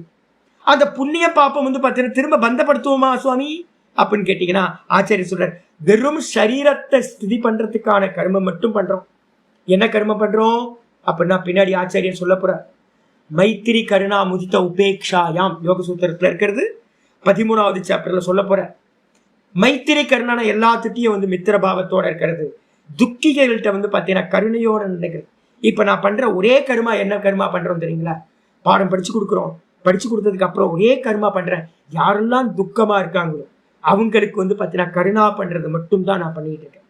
யாரெல்லாம் என்கிட்ட முறையா அணுகிறாங்களோ அவங்கள்ட்ட பார்த்தீங்கன்னா இந்த வேதாந்த ஞானத்தை இன்னும் நல்ல முறையில் பார்த்தீங்கன்னா அவங்கள்ட்ட விதைச்சிக்கிட்டு இருக்கேன். நல்ல மனசமாதானத்தை கொடுக்குறேன். இதை தவிர்த்து வேற எதுவுமே நான் பண்றதில்லை. அப்போ நீங்க சுவாமி நீங்க பார்த்தீங்கன்னா மற்றவங்களுக்குலாம் நிறைய ஹெல்ப் பண்றீங்களே, கொடுக்குறீங்களே, இதெல்லாம் பார்த்தீங்கன்னா புண்ணிய கர்மாவாச்சே, இதெல்லாம் உங்களை பார்த்தீங்கன்னா பந்தப்படுத்துமா அப்படின்னு கேள்வி கேட்டீங்கன்னா வரப்போகுது. யாராவது யோக சூத்திரம் கேட்டுக்கிட்டு இருந்தீங்கன்னா சதாசிவ பிரம்மேந்திரர் இந்த கேள்வி அப்படியே அந்த இடத்துல சொல்ற. இந்த ஒரு வாரம் முடிச்சோன்னா உங்களுக்கு வரப்போகுது. மைத்திரி கருணா முதித்த உபேக்ஷாயாம்னு ஒரு சூத்திரம் இருக்கு. என்ன பண்ணணும் அப்படின்னா துக்கிகளா இருக்கிறவங்கள்ட்ட கருணை பண்றதெல்லாம் இது அருள்னு பேரு. தமிழ்ல பார்த்தீங்கன்னா அருளுடைமை அப்படின்னு பார்த்தீங்கன்னா இதுல திருக்குறள்ல முக்கியமா எழுதியிருக்க. என்ன பண்ணணும் அப்படின்னா படிச்சவனுக்கு தெரியணும். என்ன தெரியணும்னா இந்த உலகம் ஃபுல்லா ஈஸ்வரமயம். இந்த உலகம் ஃபுல்லா பார்த்தீங்கன்னா ஈஸ்வரனோட சொரூபம். கம்மல் மூக்குத்தி தங்க எல்லாமே என்னது? தங்கம் தான். வாஸ்தவத்துல வேற வேற இல்லை. ஒட்டியானவும் தங்கம் தான், கம்மலும் ஒரு மூக்குத்தி சின்னதுதான் அதுவும் தங்கம் தான், பெருசா இருக்கிற ஒட்டியானவும் தங்கம் தான், நெக்லஸும் தங்கம் தான். அப்ப இந்த உலகத்துல இருக்கிற எல்லா ஜீவராசிகளும் ஈஸ்வர சுரூபம் தான், பிரம்மஸ்வரூபம் தான் அப்படின்னு அது தெரியாத இருக்க ஜீவராசிகளுக்கு பண்ற கருணா இருக்கு பாத்தீங்களா? இது பாத்தீங்கன்னா ஈஸ்வரன் இருக்கக்கூடிய அருள்னு பேர், அனுக்கிரகம் அப்படின்னு பேர். இது பந்தப்படுத்துமா சுவாமி அப்படின்னா பந்தப்படுத்தாது அப்படின்னு சதாசிவர் யோக சுதாகரத்துல என்ன பண்றார்? அவரோட விருத்தியில யோக சுதாகரத்துல ரொம்ப தெளிவா சொல்றார். இங்கேயும் ஆச்சாரியர் என்ன பண்றார்? எந்த ஞானி புருஷர்களாவது அவங்க சரீரத்தை நிக்க வைக்கிறதுக்கு அவங்க ஒரு கர்மா பண்ணிட்டு இருப்பாங்க. அது கூட ஆந்த வேலை பாத்தீங்கன்னா என்ன கர்மா நடக்கும்? பிளானிங் இல்லாம அவங்க ஏதாவது புண்ணியம் பாப்பம் தான் நடக்கும். நடந்து போகும்போது எறும்பு செத்து போகும். அதே நேரத்தில் நிறைய நல்லது நடக்கும். எது நடந்தாலும் ஆழ்ந்த வேலை நடக்கிறது. அதுக்காக பிளானிங் இல்லை, சங்கல்பம் இல்லை, ஒண்ணும் இல்லை. அப்படிப்பட்ட கருமம் பாத்தீங்கன்னா குருவன் அபி என்னது செய்து கொண்டிருந்தாலும் கூட ந ஆப்னோதி கில்பிஷம், அவன் பாப்பத்தை அடைவதும் இல்லை, புண்ணியத்தை அடைவதும் இல்லை. அப்ப அவன் என்ன பண்றான்? நான் அகர்த்தா, நான் செய்யவில்லை அப்படின்ற எண்ணத்தோட அவன் அந்த கருமத்தை பண்றான். அப்படின்னு பாத்தீங்க அப்படின்னா 4, 21, 22 2 ஸ்லோகங்கள் ஞானிகளுக்காக சொல்லப்பட்டதுன்னு நான் சொல்லி முடிச்சிருக்கேன். ஆச்சாரியர் அதை திரும்ப கோட் பண்றேன். இதிச்ச சரீரஸ்திதி காரண அதிரிக்தஸ்ய, இதை ஹைலைட் பண்ணிங்க. யாராவது கேட்பாங்க கோர்ஸ் முடிச்சோன்னே, ஐயோ இப்போ இருக்க மாடர்ன் கோர்ஸ் இருக்கு பாருங்க, எனக்கு ரொம்ப துக்கமா இருக்கு. ஒரு கோர்ஸ் முடிச்சோன்னே என்ன பண்ணணும்? ஒரு பிஎஸ்சி பண்றான், என்ன பண்றோம்? அடுத்து எம்எஸ்சிக்கு போகணுமா, மாஸ்டர் டிகிரி போகணும் இல்லை. பார்த்தீங்கன்னா இப்போலாம் எம்பிபிஎஸ் முடிச்சா ஒரு டாக்டர் ஒருத்தர் வந்தார். சாமி பார்த்தீங்கன்னா எம்பிபிஎஸ்ல இப்போலாம் ஒர்த்தே இல்லை சாமி. எங்கேயாவது ஜாபுக்கு போகணும் அப்படின்னா எம்டி இருக்கா எம்எஸ் இருக்கான்னு கேட்குறாரு சாமி. அப்போ என்ன பண்ண வேண்டியிருக்குன்னா, ஹையர் ஸ்டடீஸ் போகிறதுன்றது எல்லாமே பண்ணுறோம்ல. ஒரு மாஸ்டர் டிகிரி வாங்கணும் அப்படின்னு எல்லாமே ட்ரை பண்ணுறோம்ல. அப்போது வாஸ்தவத்தில் கோர்ஸ் இல்லை. இப்போ என்ன ஆகிப்போச்சு அப்படின்னா, 3 வருஷம் கோர்ஸ் முடிச்சோன்னே மனநமே பண்ணுறது. அவங்கவுங்க என்ன பண்ணுறாங்கன்னா, சிரவணம் முடிச்சதில் ஒரு 50-100 பேர் முடிக்கிறாங்க அப்படின்னா அதில் ஒரு 5 பேர் மனநத்துக்கு போனால் பெருசு. இப்போ என்னோட ஆச்சாரியர்கிட்ட 55 பேர் படித்தோம். 55 பேர்த்துல இது நார்த் இந்தியாவில் கொஞ்சம் ட்ரெடிஷ்னலாக இருக்கிறதுனால மனநம் பண்ணுறவங்க எத்தனை பேர் இருப்பாங்கன்னா ஒரு 5 பேர் தான். என்ன பெரிய விஷயம், 55ல் 5 பேர். மீதி இருக்கிறவங்களாம் என்ன பண்ணுறாங்க அப்படின்னு கேட்டிங்கன்னா, ஆசிரமம் கட்டுறது, அது பண்ணுறது, இதை பண்ணுறது அப்படின்னு விவகாரத்தில் இறங்கி மனநம் இல்லாமல் போச்சு. நிறைய இன்ஸ்டிடியூஷன்ல இதே காரியம் தான் நடக்குது. சிரவணம் பண்ணி முடிச்சதுக்கு அப்புறம் மனநத்துக்கு போகாம என்ன பண்றாங்க, விவகாரத்துல இறங்கி போயிடுறாங்க. நிறைய பேருக்கு கோர்ஸ் முடிச்சோன்னே தீட்சை கொடுப்பாங்க, சந்நியாசம் எடுத்துக்கிட்டு பெரிய பெரிய இன்ஸ்டிடியூஷனை எஸ்டாப்ளிஷ் பண்றாங்க. இல்லை அப்படின்னா அவங்களால முடிச்ச கர்மங்கள்ல ஈடுபட்டுக்கிட்டே இருக்காங்க. ஆச்சாரியர் சொல்ற என்ன பண்ணணும், சிரவணம் பண்ணவன் மனனம் பண்ண, ஸ்ரோத்தவ்யோ மந்தவ்யோ என்ன பண்ணணும், மனனம் பண்ண பார்த்தீங்கன்னா நிதித்தியாசித்தவ்யா, மனனம் பண்ணவன் நிதித்தியாசனம் பண்ணணும். இதான் ஸ்டெப்ஸ் பார்த்தீங்கன்னா சொல்லி, ஆத்மாவா அரே திரஷ்டவ்யா, ஆத்மாவை அறியணும். கோர்ஸ் முடிச்சாலாம் அறிய முடியாது. அப்ப என்ன பண்ணணும், ஆச்சாரியர் சொல்றாரு, சிரவணம் பண்ணவன் மனனம் பண்ணு, மனனம் பண்ணவன் நிதித்தியாசனத்துல இருந்துகிட்டு சரீரஸ்திதி காரண, சரீரத்தை நிக்க வைக்கிறதுக்கு என்ன வேணுமோ, சரீரத்தை நிக்க வைக்கிறதுக்கு என்ன வேணும், ஃபுட்டு, வேற எதுவும் இருக்காது, வேற எதுவுமே தேவையில்லை. வெறும் ஒரு ஃபுட்டு, ஒரு வஸ்திரம், படுக்கிறதுக்கு ஒரு பாய், இவ்வளவுதான் இருந்துகிட்டு அந்த சரீரத்தை நிக்க வைக்கிறதுக்கு என்ன அல்பமா தேவையோ அதை மட்டும் வச்சுக்கிட்டு அதிரக்தஸ்ய கர்மனோ நிவாரணாத், அதிரிக்தம்னா அதுக்கு அந்நியமா எந்த கர்மமும் அவன் பண்ணக்கூடாது, நிஷ்டைக்கு போறவன் எந்த கர்மத்தையும் பண்ணக்கூடாது அப்படின்னு சரீரஸ்திதிக்கு அந்நியமா இருக்கிற கர்மங்கள் எல்லாத்தையும் என்ன பண்ணிருக்கு, சாஸ்திரம் நிவாரணம் பண்ணிருக்கு. அப்ப யாராவது சன்னியாசினாவே என்ன கர்மா பண்ணிட்டு இருக்கணும், அவன் ஒன்று சிரவணம் பண்ணிக்கிட்டு இருக்கணும், இல்லைனா மனனம் பண்ணிட்டு இருக்கணும், இல்லைனா நிதித்தியாசனம் பண்ணிட்டு இருக்கணும். இதுக்கு அந்நியமா சுவாமி பார்த்தீங்கன்னா ஸ்கூல் ரன் பண்ண மகா மூர்க்கன் அர்த்தம். அவனே தான் தலையில பார்த்தீங்கன்னா நான் மூர்க்கன், நான் முட்டாள், நான் அக்ஞானி அப்படின்னு எழுதி ஒட்டியிருக்கான்னு அர்த்தம். எந்த அளவுக்கு பார்த்தீங்கன்னா கர்மத்துல ஈடுபடுறானோ, அப்போ அவங்க லோக சங்கிரகமா பண்றாங்கன்னு எடுக்கலாமா அப்படின்னு கேட்டீங்கன்னா, லோக சங்கிரகம் யாருனால பண்ண முடியும்னா 2 பெர்சனால பண்ண முடியும்.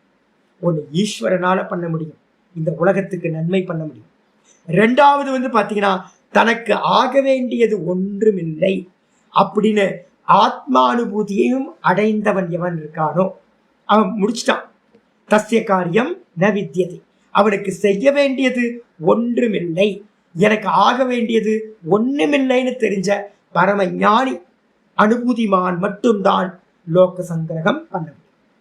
அப்ப சிரவணம் பண்ணவன் அவனுக்கு பண்ண வேண்டியது நிறைய இருக்கே, மனனம் பண்ணணும், நிதித்தியாசனம் பண்ணணும், ஆத்மானுபூதி பண்ணணும். மனனம் பண்ணவனுக்கும் வேலை இருக்கு, நிதித்தியாசனத்துக்கு போகணும், ஆத்மானுபூதி பண்ணணும். நிதித்தியாசனத்துல இருக்கிறவனுக்கும் வேலை இருக்கு, அதுலயே நின்று அனுபூதி பண்ணணும், நிஷ்டையாக்கிக்கணும். அப்போ ஒரு சன்னியாசிக்கு பார்த்தீங்க அப்படின்னா கர்மயோகம் சம்பவம் இல்லை. கர்மயோகத்தை முடிச்சிட்டு தான் எனக்கு ஆக வேண்டியது ஒண்ணுமில்லை சுவாமி அப்படின்னு எண்ணம் வந்தவன் தான் என்ன பண்ணணும், சந்நியாசம் எடுத்துக்கணும். இப்போ யோசிச்சு பாருங்க, இப்போ நம்ம பார்த்துக்கிட்டு இருக்க ஆச்சாரியார், இப்போ நான் சொல்லிக்கிட்டு இருக்க வச்சனம் பாருங்க, ஹைலைட் பண்ணிங்க. மனனம் பண்றவங்க எங்கேயாவது இந்த வச்சனத்தை சொல்ல முடியுமா? எல்லா இன்ஸ்டிடியூஷன்லயும் கூட்டத்தை கூட்டிக்கிட்டு இருக்காங்க. சன்னியாசிகளுக்கெல்லாம் ஆளை பார்த்தாதான் பார்த்தீங்கன்னா சந்தோஷமா இருக்கு. அரதி ஜனசன்சதி பின்னாடி வரப்போகுது. ஞான மார்க்கத்தில் இருக்கிறவனுக்கு முக்கியமான குவாலிட்டி சொல்லுது. ஜனக்கூட்டத்தில் மகிழாமைன்னு இருக்கு. ஜனக்கூட்டத்தை பார்த்தாவே, ஜனங்களை பார்த்தாவே உள்ளுக்குள்ளார வந்து போய் எங்கேயா ஒளிஞ்சிக்கலாம் போல தோணும். ஐயோ இதனால அது இந்த கூட்டத்துக்குள்ள மாட்டிக்கிட்டேமே அப்படின்னு அவஸ்தையா தெரியணும். இப்ப என்ன பண்ணிட்டாங்க, என்ஜாய் பண்ண ஆரம்பிச்சிட்டாங்க. 5000 பேர், 10,000 பேர், 1000 பேர், 2000 பேர், 1,00,000 பேர் ப்ரோக்ராம். அவன் என்ன ஆவான் யோசிச்சு பாருங்க. உங்களுக்கு வீடு கட்டுறது, ஒரு வீடு கட்டுறது எவ்வளவு கஷ்டம்னு உங்களுக்கு எல்லாத்துக்கும் தெரியும். ஒரு கல்யாணம் பண்றது எவ்வளவு கஷ்டம்னு உங்களுக்கு எல்லாத்துக்கும் தெரியும். அனுபவம் இருக்குல்ல. ஒரு சின்ன ஒரு 10 பேரை கூப்பிட்டு சாப்பாடு கொடுத்தீங்கன்னா எவ்வளவு மனசு சஞ்சலமாகுதுன்னு தெரியும். நல்லதுதான். அப்போ வந்து பார்த்தீங்கன்னா, இப்போ நான் சொல்லிட்டு இருக்கேன், கர்மயோகமாக இருந்தாலும் கூட, கர்மயோகம் என்ன பண்ணு தெரியுங்களா? கர்மத்துக்கும் கர்மயோகத்துக்கும் என்ன சுவாமி டிஃப்ரெண்ட் அப்படின்னா, கர்மம் என்ன பண்ணும்? பண்ணிக்கிட்டு இருக்கும் போதும் துக்கம், பண்ணதுக்கு பிறகும் அது கர்ம பலனை கொடுத்து அது என்ன பண்ணும்? பந்தத்தை உண்டு பண்ணும். எல்லா கர்மங்களும் ப்ரீ ப்ரொடெக்ஷன், போஸ்ட் ப்ரொடெக்ஷன், அதுக்கப்புறம் நடுவில் இந்த 3மே துக்கத்தை கொடுக்கறது. ஒரு காரியம் பண்றீங்க, கல்யாணம் பண்றீங்க, இல்லை வந்து பார்த்தீங்கன்னா ஏதாவது வீடு கட்டுறீங்க, சின்ன சின்ன ஒர்க் பண்றீங்க. அந்த ஒர்க்கெல்லாம் முன்னாடியும் துக்கம், அதை பண்ணும்போதும் துக்கம், பண்ணி முடிச்சதுக்கு அப்புறம் கர்ம பலனால நம்மளை பந்தப்படுத்துற துக்கம் 3 இருக்கு. இதுல கர்மயோகம் என்ன சுவாமி பண்ணும் அப்படின்னா, கர்மயோகத்துக்கும் ப்ரிப்பரேஷன் இருக்கு, ப்ரீ ப்ரொடெக்ஷன்ல துக்கம் இருக்கு.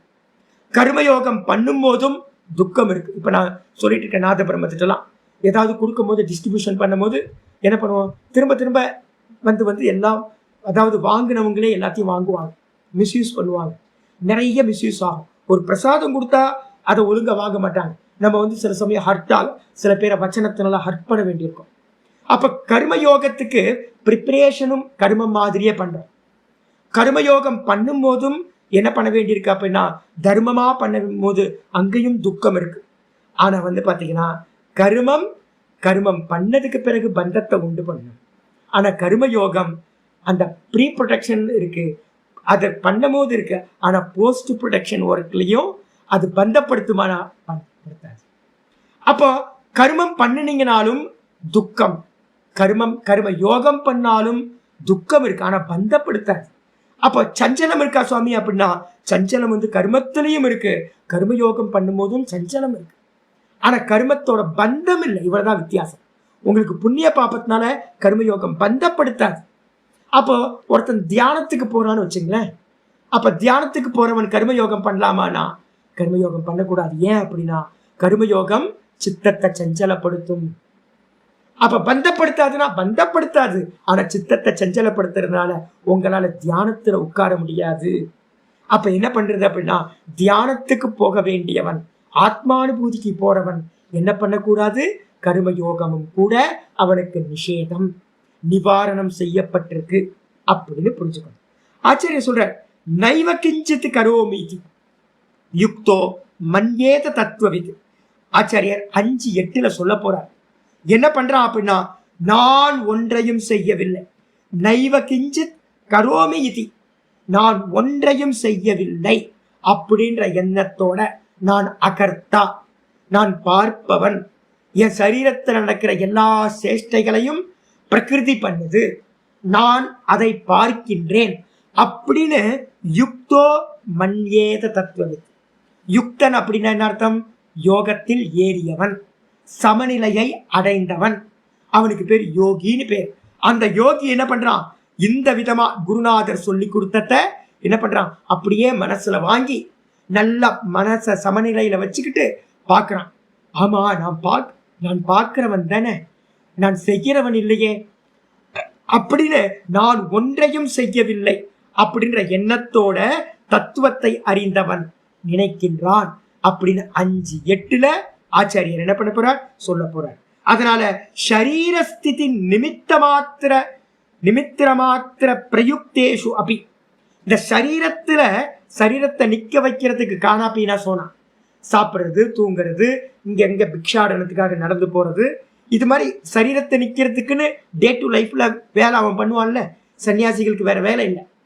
அந்த கர்மத்திலையும் கூட நான் பண்ணவில்லை அப்படின்னு வந்து பாத்தீங்க அப்படின்னா, தர்ஷன சிரவணாதிஷு கர்மசு, பார்த்தல், கேட்டல் எல்லாத்துலயும் வந்து பாத்தீங்கன்னா ஆத்ம யாதாத்மிய விதா. இப்ப நான் பார்க்க முடியுது. இப்ப 3 நாள் இருந்துச்சா லீவு. இப்ப நான் 3 நாள்ல வந்து பாத்தீங்கன்னா பாடம் இல்ல, 1 மணி நேரம் கட்டியிருந்தேன். எல்லா காரியத்தையும் நிறைய வருஷங்களை கொடுத்துருக்குங்க. கர்மத்துல இருந்து ஃபுல்லா வித்ரா பண்ணியிருக்கேன். வித்ரா பண்ணிக்கிட்டு எந்த ஒர்க்கும் இல்லாம எந்த போனும் வராம ஃப்ரீயா உட்கார்ந்துகிட்டு இருந்தாதான் நீங்க என்ன பண்ண முடியும்? நான் பார்க்கிறவன், நான் பார்க்கிறவன், நான் செய்கிறவன் இல்லைன்னு இந்த தேகத்துல இருக்கிற எல்லாத்தையும் விலகி இருந்து பார்க்கிற ஒரு அவகாசம், ஒரு சமாதானம் உங்களுக்கு கிடைக்கும். கர்மத்துல ஈடுபட்டுக்கிட்டு இருக்கும் போதே நான் பார்க்க முடியாதானா? அது வந்து பாத்தீங்கன்னா நல்லா ஜெயிச்சவன், நல்ல சமாதானத்தை அடைஞ்சவனுக்கு முடியும். ஆனா வந்து பாத்தீங்கன்னா ஸ்டார்டிங்ல இருந்து போறவனுக்கு வந்து பாத்தீங்கன்னா மெதுவா ஷட் டவுன் பண்ணி தான் பார்க்க முடியும். சைக்கிள் ஓட்டணும். எங்க போய் சைக்கிள் ஓட்டுவீங்க? கத்துக்கும் போது பஜார்ல போய் சைக்கிள் ஓட்டுவீங்க? பஜார்ல போய் சைக்கிள் ஓட்ட கத்துக்கலாமா? போய் முட்டிக்கிட்டு மோதிக்கிட்டு எல்லா இடத்துலயும் ஆக்சிடென்ட் தான் பண்ணுவீங்க. அப்ப என்ன பண்ணுவீங்க அப்படின்னு கேட்டீங்கன்னா, வாஸ்தவத்துல வந்து பாத்தீங்கன்னா என்ன பண்ணணும் அப்படின்னா, அப்ப வந்து பாத்தீங்கன்னா என்ன பண்ணணும் அப்படின்னு கேட்டீங்கன்னா, கிரவுண்ட்ல போய் தான் ஆள் இல்லாத இடத்துல டிரைவிங் பழகணும். அது காரா இருக்கட்டும், 2 வீலரா இருக்கட்டும். அப்ப வந்து பாத்தீங்கன்னா அதே மாதிரி நம்ம முதல்ல வந்து பாத்தீங்கன்னா போகும்போது இன்னும் வந்து பாத்தீங்கன்னா விலகி இருந்து பார்க்குற அபியாசம் இல்லை. அப்ப என்ன பண்ணணும்? ஷட் டவுன் பண்ணி என்ன பண்ணணும்? விலகி இருந்து பார்க்கணும். கர்மத்தை பண்றதை நிப்பாட்டி கர்மத்தை நான் பார்க்கிறேன், இந்த தேகத்தை நான் பார்க்கிறவன்னு மெதுவா அபியாசம் பண்ணணும். கர்மத்தை பண்ணிக்கிட்டே வந்து அந்த அபியாசத்தை பண்றது ரொம்ப கஷ்டம். அது நல்லா ஸ்திதப்பிரஜனுக்கு மட்டும்தான் முடியும் அப்படின்னு தெரிஞ்சுக்கணும். பிராக்டிஸ் பண்றவனுக்கு அது முடியாது. அப்ப ஆச்சாரியர் என்ன பண்றாருன்னு கேட்டீங்கன்னா சொல்றார், தர்ஷன சிரவணாதிசு கர்மசு, பார்க்கிறது, பேசுறது, கையை அசைக்கிறது, காலை அசைக்கிறது, நடக்கிறது, வாக்கிங் போறது, இது மாதிரி சரீரத்துல நடக்கும்ல, இந்த கர்மங்கள்ல எல்லாத்துலயும் ஆத்ம யாதாத்ம விதக, ஆத்மாவோட உண்மைத்தன்மை. எது உண்மைத்தன்மை? நான் பார்ப்பவன் அப்படின்றதான் உண்மை. நான் செய்கிறவன் இல்லை. செய்கிறவன்றது வந்து பார்த்தீங்கன்னா மித்தியா ஞானம், பொய்யறி. நான் பார்ப்பவன் அப்படின்றதான் யாத்தாத்மிய ஞானம், யதார்த்த ஞானம். அந்த ஞானத்தை அறிந்தவன் கரோமி இது பிரத்யேசிய, நான் பண்றேன்னு ஒரு எண்ணம் நமக்கு இது வரைக்கும் இருக்குல்ல, இந்த எண்ணத்தை எல்லாத்தையும் அந்த தத்துவத்தை அறிந்தவன் என்ன பண்றான்? சமாஹித சித்ததையா ஹைலைட் பண்ணிக்கிட்டே வாங்க. நிறைய பேர் வந்து பார்த்தீங்கன்னா கண்ண மூடி உட்கார்றது, தியானம் பண்றது, இதுக்கெல்லாம் புரிஞ்சா போதும் வேதாந்தம் சொல்றவங்க, யார்ப்பா சொன்னது இது மாதிரி புரிஞ்சுக்கிட்டா போதும்னு அப்படின்றாங்க. ஆச்சரிய சொல்ற சமாகித சேத்தஸ்தயா. சமாகித சித்தம்னா என்ன அர்த்தம்? சமத்துவத்தை நிக்கிறது. அந்த சமத்துவத்தை வந்து சித்தத்தை ஆடாம வச்சிருக்கிறதுக்கு பேரு சமாதி சித்தம்னு பேரு. அதை வந்து ஆச்சாரியார் சமாகித சித்தம்னு சொல்லுவார். அந்த சமாதி சித்தத்துல இருந்துகிட்டு என்ன பண்ணணும்? நான் பண்ணல, நான் பார்க்கிறேன். எப்பெல்லாம் நான் பண்றேன்னு வருதோ அப்பெல்லாம் என்ன பண்ணணும்? ஒரு செகண்ட் நிப்பாட்டும், ஒரு 5 செகண்ட் 5 நிமிஷம் நிப்பாட்டும். எது நடக்குது? இப்ப நான் பேசிக்கிட்டு இருக்கேன். நான் பேசிக்கிட்டு இருக்கும் போதே வந்து பாத்தீங்கன்னா இப்ப நான் வாட்ச் பண்றேன். யார் பேசுறா? எது நடந்துகிட்டு இருக்கு? நான் பேசுறேன்னா இல்ல வந்து பாத்தீங்கன்னா நான் பார்க்கிறேன் அப்படின்னு. அப்ப வந்து பாத்தீங்க அப்படின்னா என்னால பேசிக்கிட்டு இருக்கும் போதே பண்ண முடியல. ஒன்றும் பிரச்சனை இல்லை, பேச்சு நிப்பாட்டுங்க. ஆமா, நான் பேசுறவன் இல்லை, நான் பார்க்கிறவன் அப்படின்னு எனக்கு தெரியும். அப்ப கர்மத்தை வந்து பாத்தீங்கன்னா என்ன பண்றோம்? சரீரத்துக்கான கர்மம் மினிமம் நடந்துகிட்டு இருக்கும் போது கூட சமாகித சித்தத்துல இருந்துகிட்டு சதா அகர்த்தவியத்துவ உபதேசம், சதா காலமும் நிதித்தியாசனம்னா என்ன தெரியுங்களா? மனனத்துக்கு நிதித்தியாசனத்துக்கு முன்னாடி நீங்க என்ன பண்ணணும்? மனனம் பண்றோம்ல, இந்த மனனம் இதுதான். நான் பண்ணல. எந்த கர்மம் நடந்தாலும் நான் பண்ணல. பிரகிருதி பண்ணுது, தேகம் பண்ணுது, வாய் பேசுது, சரீரம் அசையுது, கால் நடக்குது, கை கிரகணம் பண்ணுது, மூச்சு பிராணன் சுவாசிக்குது. நான் பண்ணல அப்படின்னு சதா அகர்த்திருவம். நான் கர்த்தா இல்லை, போக்தா இல்லை அப்படின்றத வந்து பாத்தீங்கன்னா சதா காலமும் இந்த மனசுக்கு வந்து பாத்தீங்கன்னா சொல்லிக்கிட்டே இருக்கணும், ஆட்டோ சஜெக்ஷன் கொடுத்துக்கிட்டே இருக்கணும் அப்படின்னு உபதேசிக்கப்பட்டிருக்கு. அப்ப ப்ராசஸ் பாருங்க, நல்ல அற்புதமான ப்ராசஸ். ஆச்சரிய சொல்ற, ஆத்ம தத்துவ விதக, ஆத்ம தத்துவத்தை அறிந்தவனுக்கு சமயக்கு தரிசன விருத்தம். ஆத்ம தத்துவத்தை அறிந்தவன் யாரு? ஆத்ம தத்துவம் எது? அகர்த்தா, கர்த்தா இல்லை, அபோக்தா, போக்தா இல்லை, நான் ஜீவனே இல்லை, நான் தேகமே இல்லை. இதான் யதார்த்த ஞானம். நான் சச்சிதானந்தம், நான் பூரணமா இருக்கேன், நான் பார்ப்பவனா இருக்கேன் அப்படின்றது யதார்த்த ஞானம். அதான் சமயக்கு தரிசனம்னு பேர். இருக்கிறத இருக்கிற மாதிரி பார்க்கறது யதார்த்த ஞானம். அந்த சமயக்கு தரிசனத்துக்கு விருத்தோ, அதுக்கு விரோதம் எது? ஒருத்தன் தான் தான் தான்ல நிக்கணும் அப்படின்னா, யதார்த்தத்தை பார்க்கணும் அப்படின்னா அதுக்கு விரோதம் எது? மித்யா ஞான ஹேத்துக்கா, மித்யா ஞானத்தை காரணமாக கொண்ட கர்மயோகா. கர்மயோகம் பண்ணணும்னா என்ன வேணும்? நான் கர்த்தான்ற எண்ணம் இருக்கும். ஈஸ்வரன் கர்ம பலனை கொடுப்பவர்னு எனக்கு அந்நியமா ஈஸ்வரனை பார்க்கணும். நான் கர்த்தா, ஈஸ்வரன் கர்ம பலனை கொடுக்கிறார், அவர் எதை கொடுத்தாலும் அது நல்லதிருக்கும் கெட்டதிருக்கும், அதை நான் பிரசாதமா பாவிக்கிறேன். அப்பதான் கர்மயோகம். அப்ப கர்மயோகத்துல என்ன புத்தி இருக்கு? கர்த்தா புத்தி இருக்கு. இந்த உலகத்தை சத்தியன்னு நினைக்கிறான், எனக்கு அந்நியமா ஈஸ்வரன் இருக்கார் அப்படின்னு நினைக்கிறான். அப்ப கர்மயோகத்துல பாத்தீங்கன்னா அங்க பொய்யறிவு இருக்கு. கர்மயோகம் பண்றவங்க எல்லாத்துட்டையும், ஐயோ நிறைய பேர் வருஷக்கணக்கா பண்ணிக்கிட்டு இருக்காங்க. ஏன்னா அப்பப்போ யாராவது பார்ப்பாங்க கர்மயோகம் பண்றவங்க, எவ்வளவு நாளுங்க பண்ணுவீங்க, ஃப்ரீஸ் ஆயிட்டாங்க, என்னவோ தப்பு நடந்து போச்சு கர்மயோகத்துல. அப்ப என்ன ஆயிட்டாங்கன்னு கேட்டீங்கன்னா ஃப்ரீஸ் ஆயிட்டாங்க. எதுக்காக கர்மயோகம் பண்றாங்கன்னு தெரியல. இந்த உலகத்துக்கு சத்தியத்துவம் கொடுத்துக்கிட்டே இருக்கிறாங்க. என்ன ப்ராப்ளம் அப்படின்னா, தன்னோட தேகத்தையும் சத்தியம் நினைக்கிறாங்க, இந்த சொசைட்டியும் சத்தியம் நினைக்கிறாங்க. நீங்க எங்கேயாவது கியூர் பண்ண முடியுமா? யோசிச்சு பாருங்க. எங்கேயாவது ஃபுல்ஃபில்னஸ் பண்ண முடியுமா? யோசிச்சு பாருங்க. இப்போ வயநாடு ப்ராப்ளம் ஆயிருக்கு, சரி அங்கே போய் சரி பண்ணலான்னு அங்கே போவீங்க. அங்கே க்யூர் நடந்துகிட்டு இருக்கும் போதே வேற ஒரு இடத்துல ப்ராப்ளம், அதை க்யூர் பண்ணிட்டு இருக்கும் போதே இன்னொரு இடத்துல. உங்கள் ஸ்ட்ரீட்டில் இருக்கும், நம்ம பார்த்தீங்கன்னா உங்கள் ஸ்ட்ரீட்லேயோ உங்கள் ஊர்லேயோ பார்த்தீங்கன்னா ஃபுல்ஃபில் பண்ணி இருக்க முடியாது. அப்போ அவனோட இடத்துல இருக்கிறதையே ஃபுல்ஃபில் பண்ண முடியாது. உங்கள் வீட்டில் எல்லாம் பூர்த்தி ஆகிடுச்சா? யோசிச்சு பாருங்க. உங்கள் வீட்டில் பார்த்தீங்கன்னா எல்லாத்தையும் க்ளீன் பண்ணிட்டீங்களா? வீட்டை க்ளீன் பண்ணுறதுக்கே நமக்கு டைம் பத்த மாட்டேங்குது. இந்த ஊரை நம்ம திருத்த போகிறோமா என்ன? யோசிச்சு பாருங்க. சத்தியத்துவம் கொடுத்து என்ன ஆயிடுச்சு அப்படின்னு கேட்டீங்கன்னா, கர்மயோகம் பண்ணுறவங்களுக்கு எல்லாத்துக்கும் இந்த உலகம் சத்தியம், நான் சத்தியம்.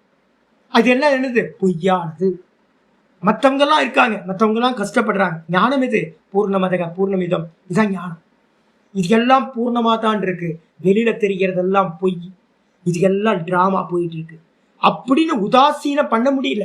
அப்போ கர்மயோகம் என்ன பண்ணுது அப்படின்னு கேட்டீங்கன்னா, ஆத்ம ஞானத்துக்கு எதிரானது, நிஷ்டையை சம்பாதிக்கிறதுக்கு எதிரானது கர்மயோகா.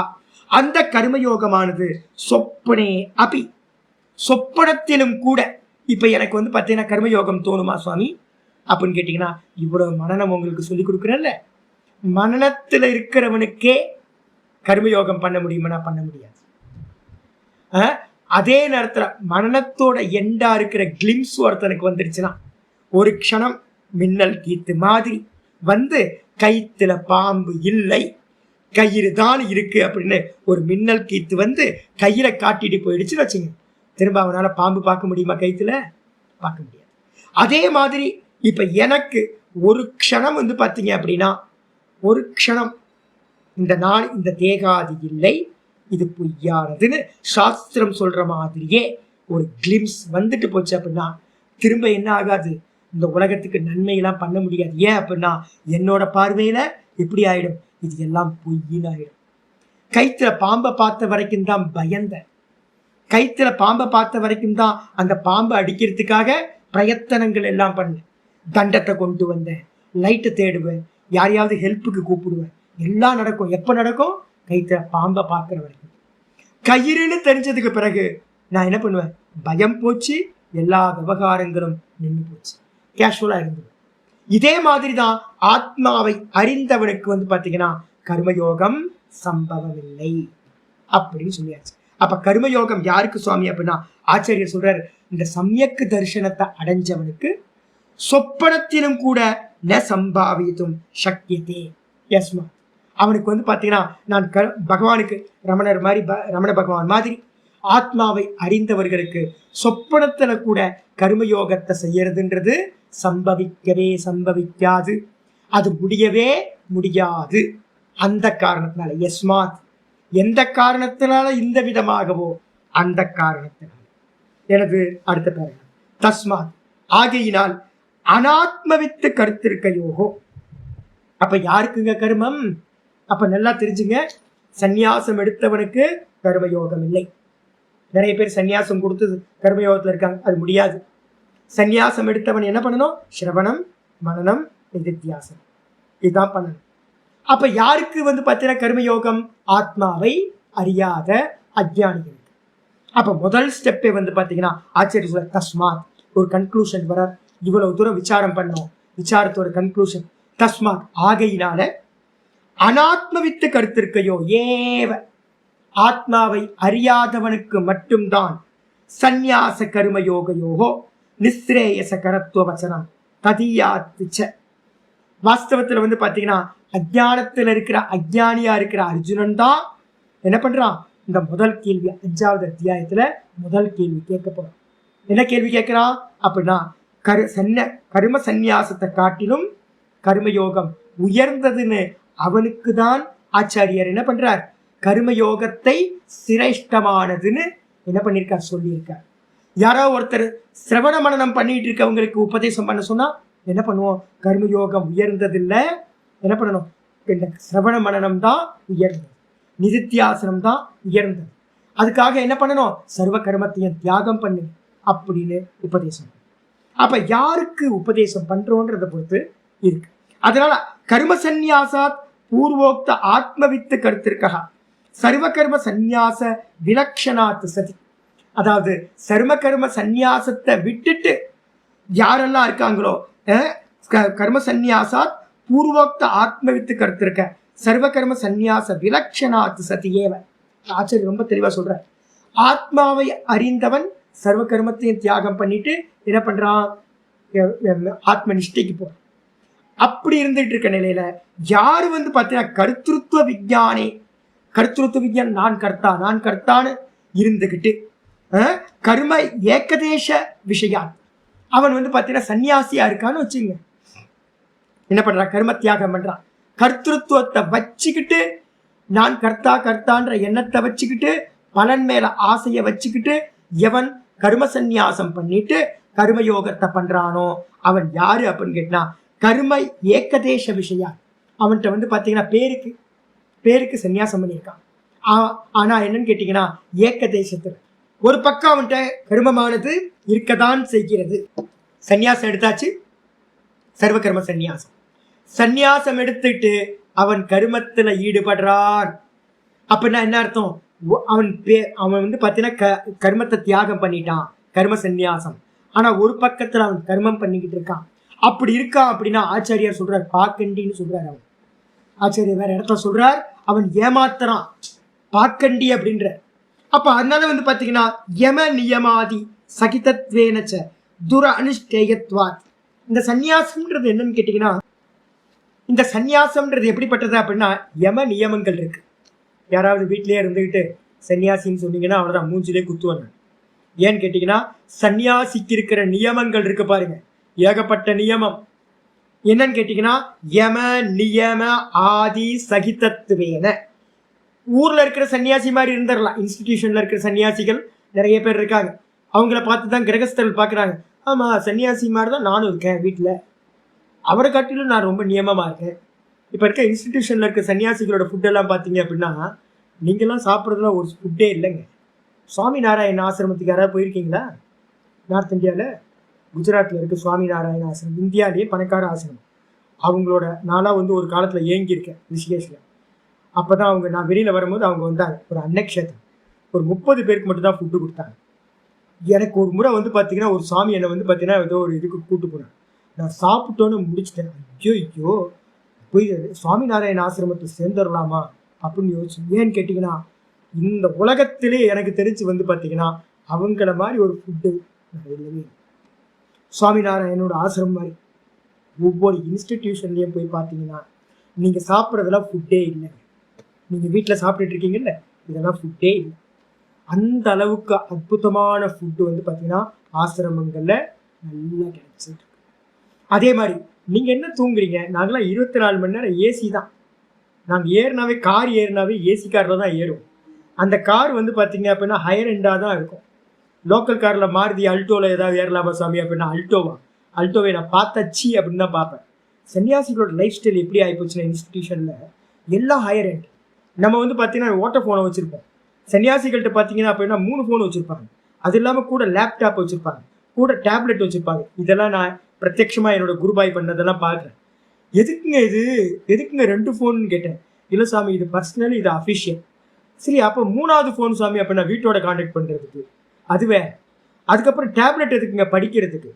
அப்புறம் லேப்டாப் எதுக்குங்க? அது வந்து அஃபிஷியல் ஒர்க்லாம் பண்ணுறதுக்கு. ஐயோ என்னையா இது இத்தனையும் தூக்கிட்டு சுமந்துக்கிட்டு, அப்போ இத்தனையும் சுமந்துட்டு போகணுன்னா ஒரு கார் வேணும், டிரைவருக்கு சம்பளம் கொடுக்கணும். ஐயோ மெயின்டெனன்ஸை பார்த்தீங்க அப்படின்னா நீங்களாம் ஒன்றும் இல்லைங்க. நீங்கள் என்ன வாழ்க்கை அனுபவிக்கிறீங்க கிரகஸ்தர்களாக இருந்துக்கிட்டு? பெருசாக இன்ஸ்டிடியூஷனில் போய் சன்னியாசி ஆகிடும், ஆனந்தமாக இருக்கலாம். நல்ல இன்ஸ்டிடியூஷனாக போங்க, பிச்சைக்கார இன்ஸ்டிடியூஷன்லாம் போயிடாதீங்க. நிறைய இன்ஸ்டிடியூஷன் வந்து பார்த்தீங்கன்னா அவ்வளோ நல்லா இருக்குது. நீங்கள் என்ன படுக்கையில் படிக்கிறீங்க? ரிஷிகேஷ்லலாம் பார்த்தீங்கன்னா இன்ஸ்டிடியூஷனில் இருக்கிறது வந்து பார்த்தீங்கன்னா 24 மணி நேரம் ஹீட்டர் ஓடிக்கிட்டே இருக்கும், ரூம் டெம்பரேச்சரை மெயின்டைன் பண்ணிக்கிட்டே இருக்கும். நீங்கள் வந்து பார்த்தீங்கன்னா சுவாமி நாராயண ஆசிரமமோ இல்லை வந்து பார்த்தீங்கன்னா நம்மளோட இது இருக்குல்ல ஹரே ராம ஹரே கிருஷ்ணா, அதிலலாம் சில ஆசிரமங்கள்லாம் போனீங்கன்னா சொர்க்கத்துக்கே போயிட்டோமோ வைகுண்டத்துக்கே போயிட்டோமோ அப்படின்றது. அந்த அளவுக்கு வந்து பார்த்தீங்கன்னா ரிச் லைஃப் வந்து பார்த்தீங்கன்னா சன்னியாசி ஜீவனம் ஆகிப்போச்சு. அப்போ வந்து பார்த்தீங்கன்னா அதை பார்த்துட்டு நீங்கள் என்ன பண்ணுவீங்க? ஆமாம் நம்மளும் சன்னியாசி தான், வீட்டில் இருக்கோம்ல அப்படின்னு நீங்கள் சொல்லுவீங்க. வாஸ்தவ சந்நியாசம் அது இல்லை சாமி. வாஸ்தவ சந்நியாசம் எது அப்படின்னா யம நியமாதி சகிதத்வேன, செய்ய வேண்டியது செய்யத்தகாதது அப்படின்னு நிறைய இருக்கு, தபஸ் இருக்கு. இதெல்லாம் பண்ணிக்கிட்டு வந்து பார்த்தீங்கன்னா இந்திரியங்களை கண்ட்ரோல் பண்ணி நல்ல மோட்ச மார்க்கத்தில் ஈடுபடுற சந்நியாசம் வந்து வேற. அது வந்து பார்த்தீங்கன்னா வீட்டில் இருந்துக்கிட்டு கருமத்தில் இருந்துக்கிட்டு பண்ண முடியாது, ரொம்ப கஷ்டம் அது. அதான் ஆச்சரிய சொல்றார், துர அனிஷ்டேயத்வாத், ரொம்ப ரொம்ப கஷ்டமா இருக்கிறது. அப்ப யம நியமங்கள் இல்லாத சந்நியாசம் அது ஈஸி. அதனால்தான் இந்த உலகத்துல வந்து பாத்தீங்கன்னா யம நியமங்கள் செய்ய வேண்டியது செய்யக்கூடாததுன்னு நிறைய இருக்கு. இதெல்லாத்தையும் விட்டுட்டு நார்மல் பர்சன் மாதிரியே இருக்கிற சன்னியாசிகள் இந்த உலகத்துல நிறைய ஆயிட்டாங்க. அவங்கள பார்த்து மாடலா எடுத்துக்காதீங்க. அப்ப என்ன பண்ணணும் அப்படின்னு கேட்டீங்கன்னா யம நியமத்தோடு கூடிய இந்த சந்நியாசமானது அனுஷ்டானம் பண்றதுக்கு ரொம்ப கஷ்டம். முதல் விஷயம், பலத்தியாகம் பண்ணியிருக்கீங்களா? செக்யூரிட்டி எதுவும் இல்லாமல் இருக்கீங்களா? 2வது கேள்வி, ஈஸ்வரன் மேலே 100% ஈஸ்வரன் மேலே பாரத்தை போட்டுட்டு பகவான் பார்த்துப்பார். நேற்று என்னோட சிஷ்யர் வந்தார், அவருக்கு வந்து 3 ஆப்ரேஷன் கண்ணில் பண்ணியிருக்கு. இப்போ கூட இன்னும் கண் பார்வை ஃபுல்லாக பூர்ணமாக இல்லை, நித்தியம் கிரிவலம் பண்ணிக்கிட்டு இருக்கார். நான் சொன்னேன் ஏதாவது பயம் இருக்காச்சு அப்படின்னு. சாமி ஒரு மண்ணாங்கட்டி இல்லை சாமி, முன்னாடியாவது கொஞ்சம் பயம் இருந்துச்சு, சுவாமிக்கு வந்து தொந்தரவு பண்ணாமல் எங்கேயாவது போயிடலாம் அப்படின்னு எப்போது கொஞ்சம் டைம் கிடச்சதுன்னா போயிடலான்னு நினச்சேன். இப்போ வந்து பார்த்தீங்கன்னா ஒரு பயம் என்ன ஆகுதோ ஆகட்டும் சாமி, தேகத்துக்கு தான் நடக்க போகுது, எது நடந்தாலும் பரவாயில்ல சாமி. எந்த செக்யூரிட்டி இல்லை, வாண்டட் இல்லவே இல்லை, எந்த வாண்டடும் இல்லை. இப்போ என்னோட சிஷ்யர்கள் இருக்காங்க. இப்போ நான் சொல்லி இப்போ உங்கள்கிட்ட பேசுறதை காட்டும் 100 மடங்கு அவங்கள்ட்ட பேசியிருப்பேன்ல. 100 மடங்கு பேசுனதோட விளைவு சாஸ்திரம் அவங்களுக்கு நல்லா தெரியும். நான் பாஷ்யத்தை தப்புனாலும் அவங்க கோட் பண்ணுவாங்க, சாமி இது இந்த இடத்துல சொல்லியிருக்கு அப்படி. அப்ப சிஷ்யர்கள் எல்லாம் எப்படி இருக்காங்க அப்படின்னு கேட்டீங்கன்னா இன்ஜெக்ட் பண்ணி பல தியாகம் நடந்திருக்கு. செக்யூரிட்டின்றது ஒன்றும் இல்லை, ஈஸ்வரன் மட்டும்தான் செக்யூரிட்டி. இந்த அளவுக்கு வந்து பார்த்தீங்கன்னா செக்யூரிட்டி எல்லாத்தையும் ஈஸ்வரன்ட்ட கொடுத்துட்டு பேசாம என்ன நடந்தாலும் பரவாயில்லன்னு இருக்க முடியுமா அப்படின்னு கேட்டீங்கன்னா ரிஷிகேஷ், ஹரித்வார் நிறைய சன்னியாசிகள் நல்ல விரக்தர்களா இருக்கிறவங்க எல்லா இடத்துலையும் இருக்காங்க. அவங்கள மாடலா வச்சுங்க. அது ரொம்ப கஷ்டமானது. அப்ப அந்த சந்நியாசம் ரொம்ப கஷ்டமா இருக்கிறதுனால என்ன பண்ணணும்? சுகரத்வேனச்ச கர்மயோகஸ்ய, ரொம்ப ஈஸி கர்மயோகம். வீட்டிலே இருந்துட்டு கர்மயோகம் பண்றது ரொம்ப ஈஸி. அப்படி பண்ற கர்மயோகஸ்ய விசிஷ்டத்துவ அபிதானம், அந்த கர்மயோகத்தை அப்ப என்ன பண்ணணும்? சந்நியாசத்துக்கு யோசிக்காதீங்க, அதுக்கான ப்ரிப்பரேஷன் என்ன உண்டோ அதை பண்ணு. அப்ப என்ன பண்ணுங்க? வீட்டுல இருந்துகிட்டே என்ன பண்ணுங்க? கர்மத்தை பண்ணுங்க. கர்ம தியாகம் பண்ண முடியல, வீட்டுல இருந்துகிட்டே கர்மத்தை பண்ணிக்கிட்டு கூடவே என்ன பண்ணுங்க? பிராக்டிஸ் பண்ணுங்க. எல்லாத்தையும் ஈஸ்வரார்ப்பணம்னு நல்லா பாவம் வரட்டும். எந்த பயமும் இல்லாமல் போகிற வரைக்கும் ஈஸ்வரன் பார்த்துப்பாரு அப்படின்ற மனநிலை 100% வந்தோன்னு இந்த குடும்பத்தை பாத்தீங்கன்னா யாரும் இல்லை, எல்லாம் அவங்கவுங்க கர்மம் தான் காப்பாத்துது. ஈஸ்வரன் கர்ம பலனை கொடுக்கறது மூலமா எல்லாத்தையும் காப்பாத்த. நீங்களும் நானும் காப்பாத்தல. நான் அப்பாவா இருக்கேன், அம்மாவா இருக்கேன். அப்பாவா அம்மாவா செத்து போனாலும் ஜீவனை ஓடிக்கிட்டே தான் இருக்கும். அவங்கவுங்க கர்மம் இருக்கிற வரைக்கும் எல்லாம் போயிட்டே தான் இருக்கும். இந்த தெளிவு உங்கள்கிட்ட பாத்தீங்கன்னா கர்மம் ஈஸ்வரன் மேல 100% நம்பிக்கை வந்தா, உங்களுக்கு மோகம் போச்சு அப்படின்னா அப்ப பாத்தீங்கன்னா வெறும் சிரவண மரணத்துக்காக மட்டும் சன்னியாசம் விடுங்க. இல்ல அப்படின்னா பாத்தீங்கன்னா வீட்டுல இருந்துகிட்டே சுகமா, அர்ஜுனனுக்கு அதுதான் சொல்றார், சுகமா என்ன பண்றது, சுகரத்துவேன. சுகரம்னா செய்யறதுக்கு ரொம்ப எளிமையா இருக்கிறது. எது? கர்மயோகசிய. கர்மயோகம் ரொம்ப ஈஸி. அதனால அதை பண்ணிக்கிட்டு விசிஷ்டத்துவ அபிதானம். அப்ப ஆச்சாரியர் சொல்ல போறார் 2வது ஸ்லோகத்துல என்ன பண்ண போறார், கர்ம சந்நியாசத்தை காட்டிலும் கர்மயோகம் ரொம்ப ஸ்பெஷல், ரொம்ப சிறந்தது அப்படின்னு சொல்லப்பட்டிருக்கு அப்படின்னு புரிஞ்சுக்கணும். மீதி என்னமோ நாளைக்கு பார்க்கலாம். ரொம்ப சின்னதுதான். நாளைக்கு ஸ்லோகத்துக்குள்ளார என்டர் ஆயிடும். ஓம் பூர்ணமத பூர்ணமிதம் பூர்ணாத் பூர்ணமுதச்யதே பூர்ணஸ்ய பூர்ணமாதாய பூர்ணமேவாவசிஷ்யதே. ஓம் சாந்தி சாந்தி சாந்தி. ஓம் காயேன வாச்சா மனசேந்திரியேர்வா புத்தியாத்மனா வா பிரகிருதோ ஸ்வபாவாத் கரோமி யத்யத் சகலம் பரஸ்மை நாராயணாயதி சமர்ப்பயாமி. ஓம் தத்சத் இதி பரபிரம்மார்ப்பணமஸ்து. ஓம் ஹரி ஓம் ஹரி ஓம் ஹரி ஓம் ஹரி ஓம் ஹரி ஓம் ஹரி ஓம் ஹரி ஓம். நீங்களும் ஏமாந்துடக்கூடாது, மற்றவங்களை பார்த்தும் ஏமாறவும் கூடாது. நம்ம தெளிவு கிளியரா எதுக்குன்னு வரணும். சாத்திய சாதன சம்பந்தம் தெரியணும். ஹரி ஓம் ஹரி ஓம் ஹரி ஓம்.